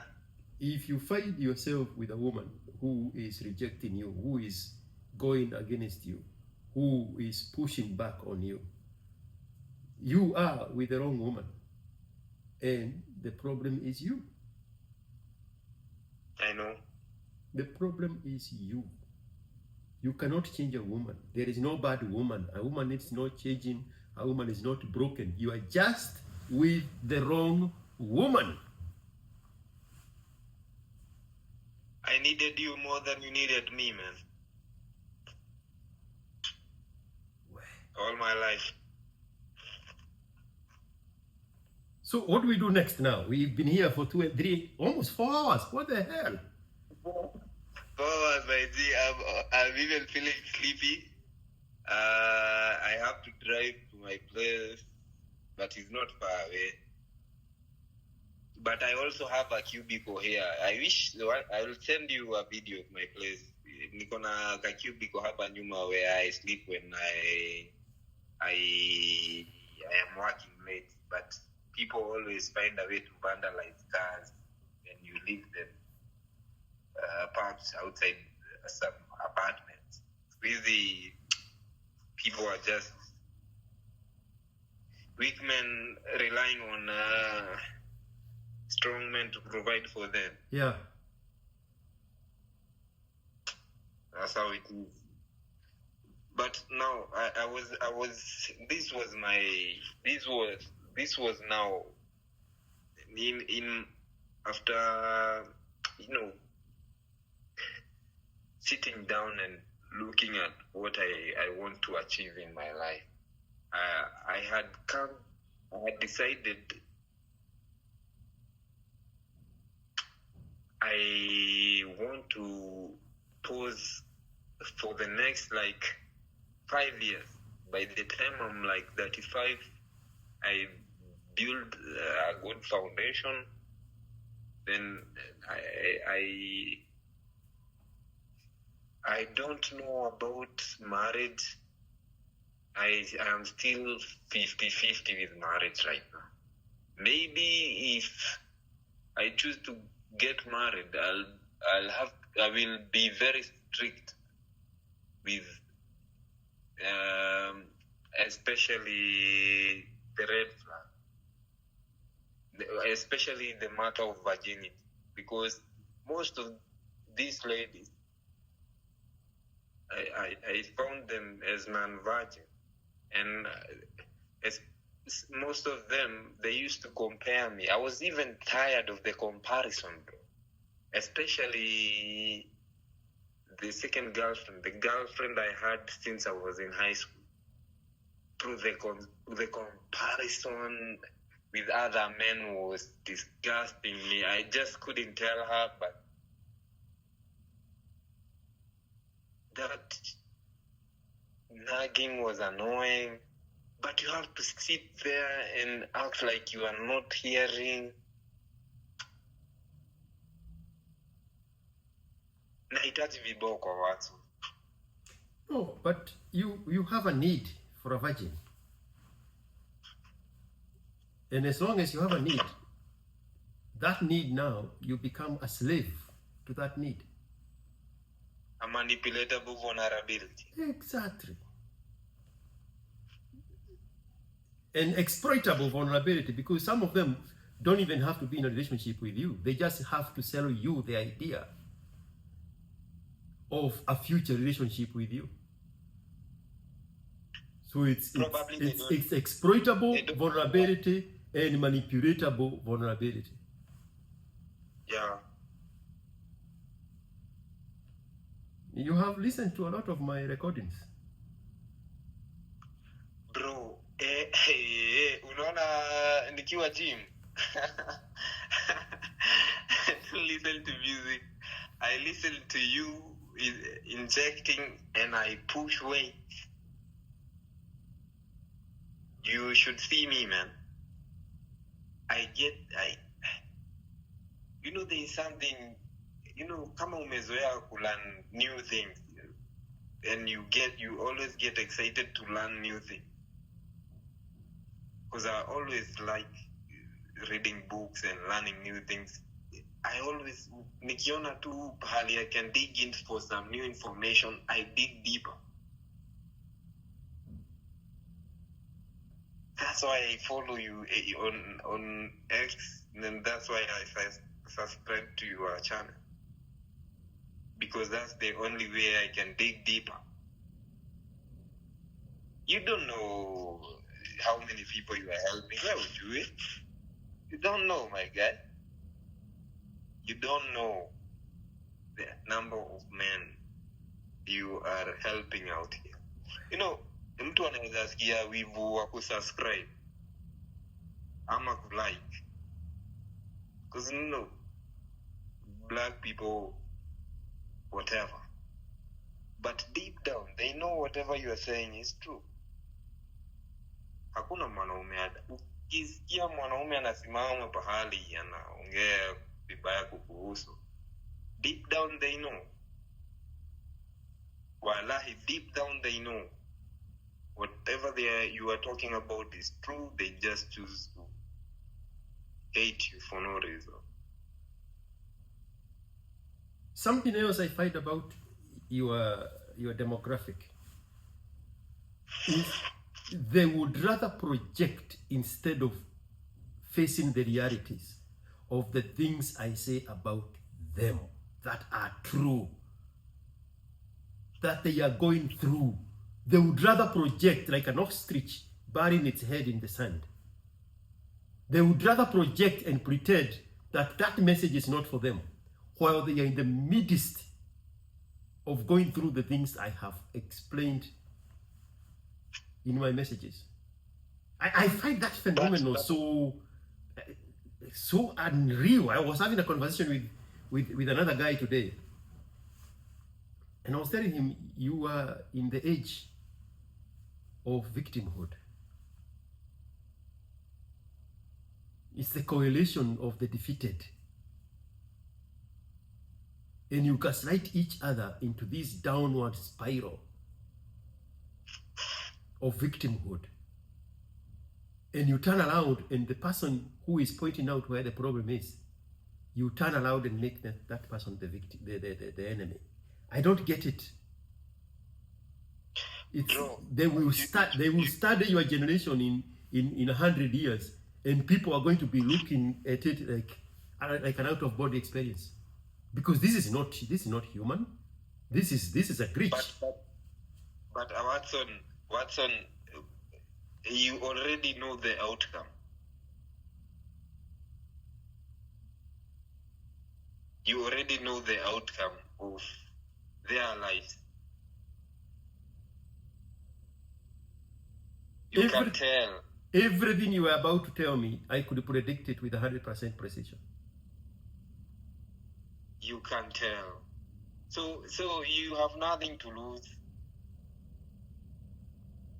Actually, they will wake up when it's too late. And it will be too late for them. Too late. Kama mimi sahi nasikia disgusted with the 5 years I've wasted when running after women. Bro, we thought we wasted time with women. This hours of child play, bro. You guys mnakapitia. Munapewa maukimwi left, right, and center, and you are rubbing it off like it's common cold. Like it's season flu. I look at myself sometimes and I'm like, Apana, hey, where is the guy from high school, Bana? Because I used to be that guy. I don't know what happened.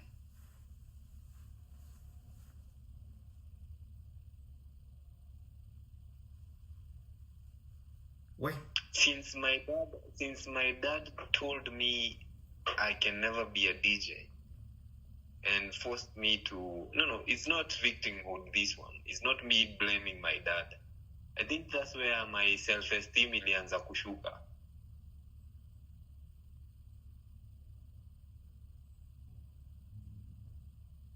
Because when you go to campus and you're forced to do something that, first of all, you don't like, secondly, you've never done before, so you start, the back foot, and because you don't have the information, mwanaume akwambie, your dad didn't know better. You can pursue your career and still do the DJ thing on the side, because I'm still thinking about doing it right now. After divorce, ndo nilikaa chini nikasema, all the things I had decided I will do as a young boy, I'm going to make them, even though I won't blow. Because we were talented in campus. We that's how I used to save money. Because I used to get gigs. I used to DJ with my laptop. We didn't have decks. The passion I had for DJing didn't die immediately my dad told me. No, I took it to campus. I used to DJ even at, the cafeteria on the weekends, behind the scene. And people used to enjoy my mixes. But what happened? I forgot about it. You get into marriage when unasema, some dreams die, you get useless people who don't even want you to grow. You become miserable.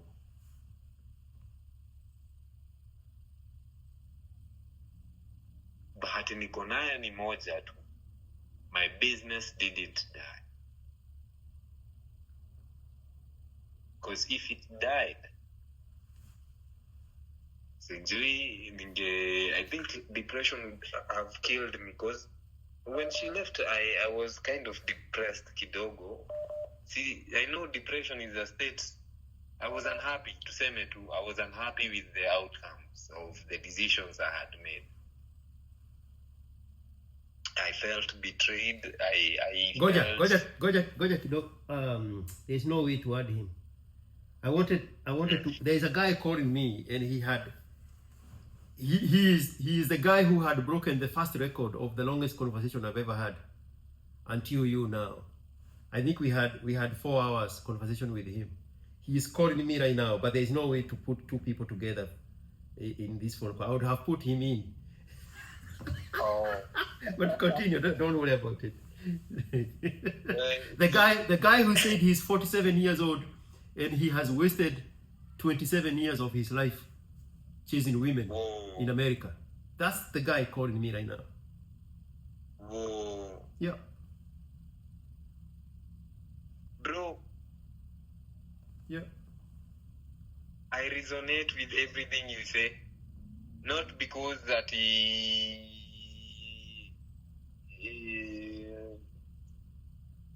there's something you say at the proof doesn't find you, you find it. Yeah. Information, you will find it when you start searching for it. And most of your information has helped a lot. And I'm going to use more of it So never stop posting. Never stop growing your YouTube channel. We will always like and push that logarithm, to reach to different men. Because a lot of men need to wake up. I'm still being Mr. Nice Guy. Every conversation, bro, I am astonished at how many people out there are walking around without the information. It is so scary, and they are completely oblivious. It's like, and I have said this so many times, it's like a toddler trying to close the 4-6 lanes of Vika Road on a busy traffic. Completely oblivious of the dangers they are in. That's how men your age are walking around in life. Completely oblivious of the dangers of engaging with the other gender without the information. Over and over and over and over. And if you are Kikuyu like you and me, then you have the added layer of there is nobody to turn to. Men don't talk. Kikuyu men don't open their mouth. Bro, Kikuyu men don't open their mouth. Wakati wa kutahiri, during my circumcision, I thought, they would sit me down. Because I used to read,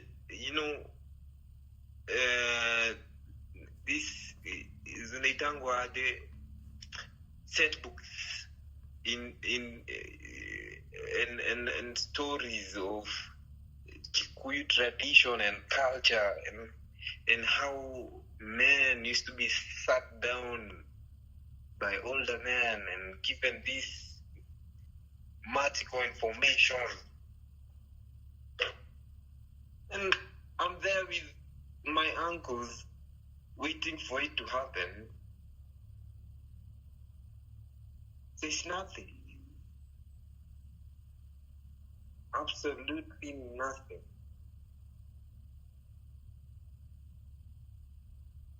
My dad, absolutely nothing. The church, the only person I was left to give me the information sends a woman to make jokes, by the way, because it was a joke all the time. 70% of the time we were laughing. Because hakuna kitu mwanamke anaweza kuambia like bila kuweka mchezo ndani. Bro, I wish I had a camera. Back then, I wish I had a camera. I can play it on my mind. And every time I play it, I reverse the tape. And I remember everything. And I'm always saying to myself, I cannot do this to my son in the future. If I ever get to raise a child, my son, I don't want to do that.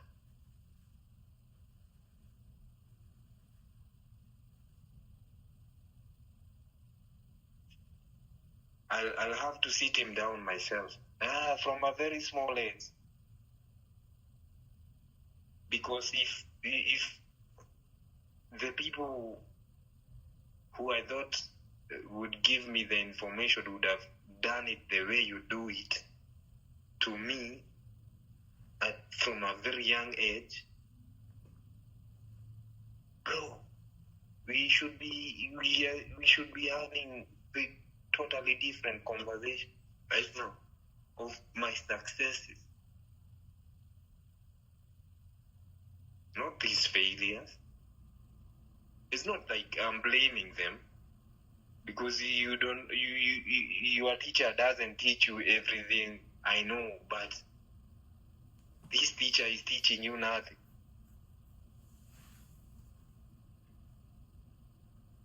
heri mwalimu wangu wa accounting alikuwa amenipea 50%.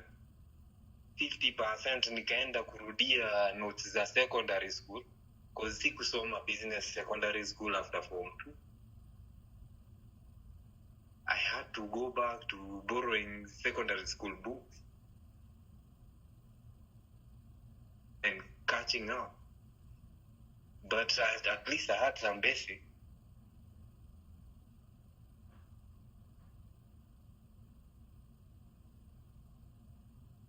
Bro, Kikuyu culture sasa hata game zinaitangwa game ama inaitangwa game. Naonanga tu mademo wamejaa huko ati culture. Yeah, Kikuyu culture was hijacked by the women in the church. Or more appropriately, it was hijacked by the church through the women. And when you look at the women there present, ushawaangalia hizo video watu? Oh yeah, I see all those nonsense all the time. When you hear me castigating the Kikuyus, I'm doing it from the point of view of information. It's not because of malice. I don't have a problem with being malicious, but it's not because of malice. Because I'm saying that so that I don't limit myself from anything. This is not defense. I can be as malicious as I choose to be. I have no limit. But when I am castigating the Kikuyu culture, it's out of information. I am an ancient Kikuyu, the real traditional Kikuyus. I was there when Kikuyu culture was Kikuyu culture. When Kikuyus had a culture, I was there. This one here is something else. You know, in Kikuyu land, when people meet, whether it's wedding or funeral or family gatherings or anything, and you say, you can talk about anything, but don't mention God, don't mention the church, don't mention Jesus, don't mention anything religious. Everybody will be mute. There is nothing else to say. They don't have songs for weddings. They don't have songs for funerals. They don't have songs for ratio. They don't have songs for gatherings. They don't have songs for anything. They sing religious songs. So if you take that away,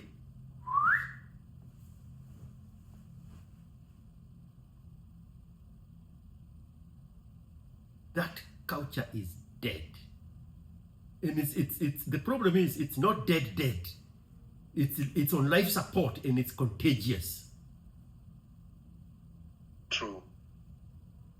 It's a contagious disease that continually infect everybody that comes into contact with it. The weakness of it. The weakness of it.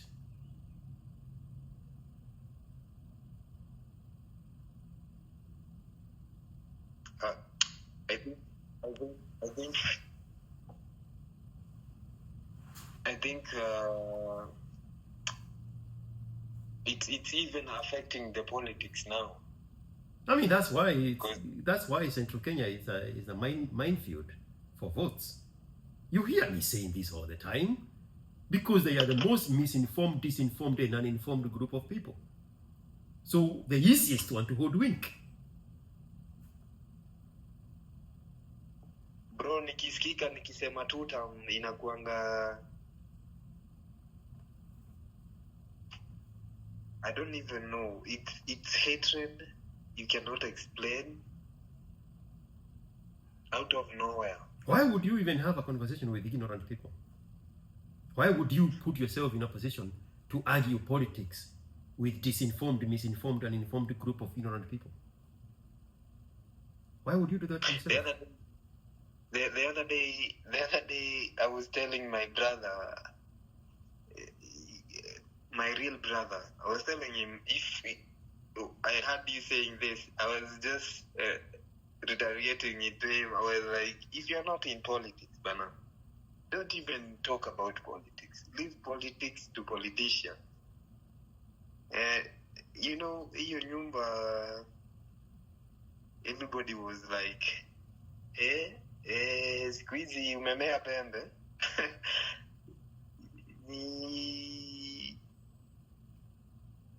They couldn't believe I can say that. Because they're like, it's either Matiang'i or Gachagua. If you are against those two, you are against us.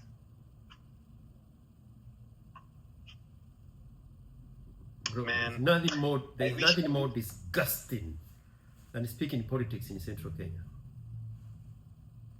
I wish we could have this conversation for long. There's a lot, you know, when you are in front of your, you know, a wiser person, you always want to, you know, exchange and learn something. But I think you have talked a lot via your socials. I appreciate that.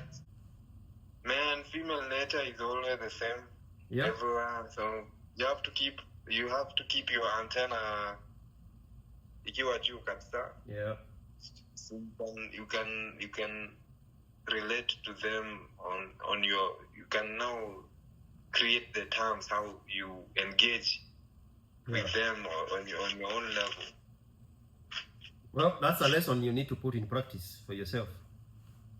Yeah. Thank you, man. I think nimeshukuru zaidi. I was in need of this conversation more than you. It was therapeutic. I think I will put to consideration a lot of things. I've learned a lot. I always learn via listening and observing. I'll continue learning from you, and I will continue liking your post. I like liking them, especially on YouTube, because I know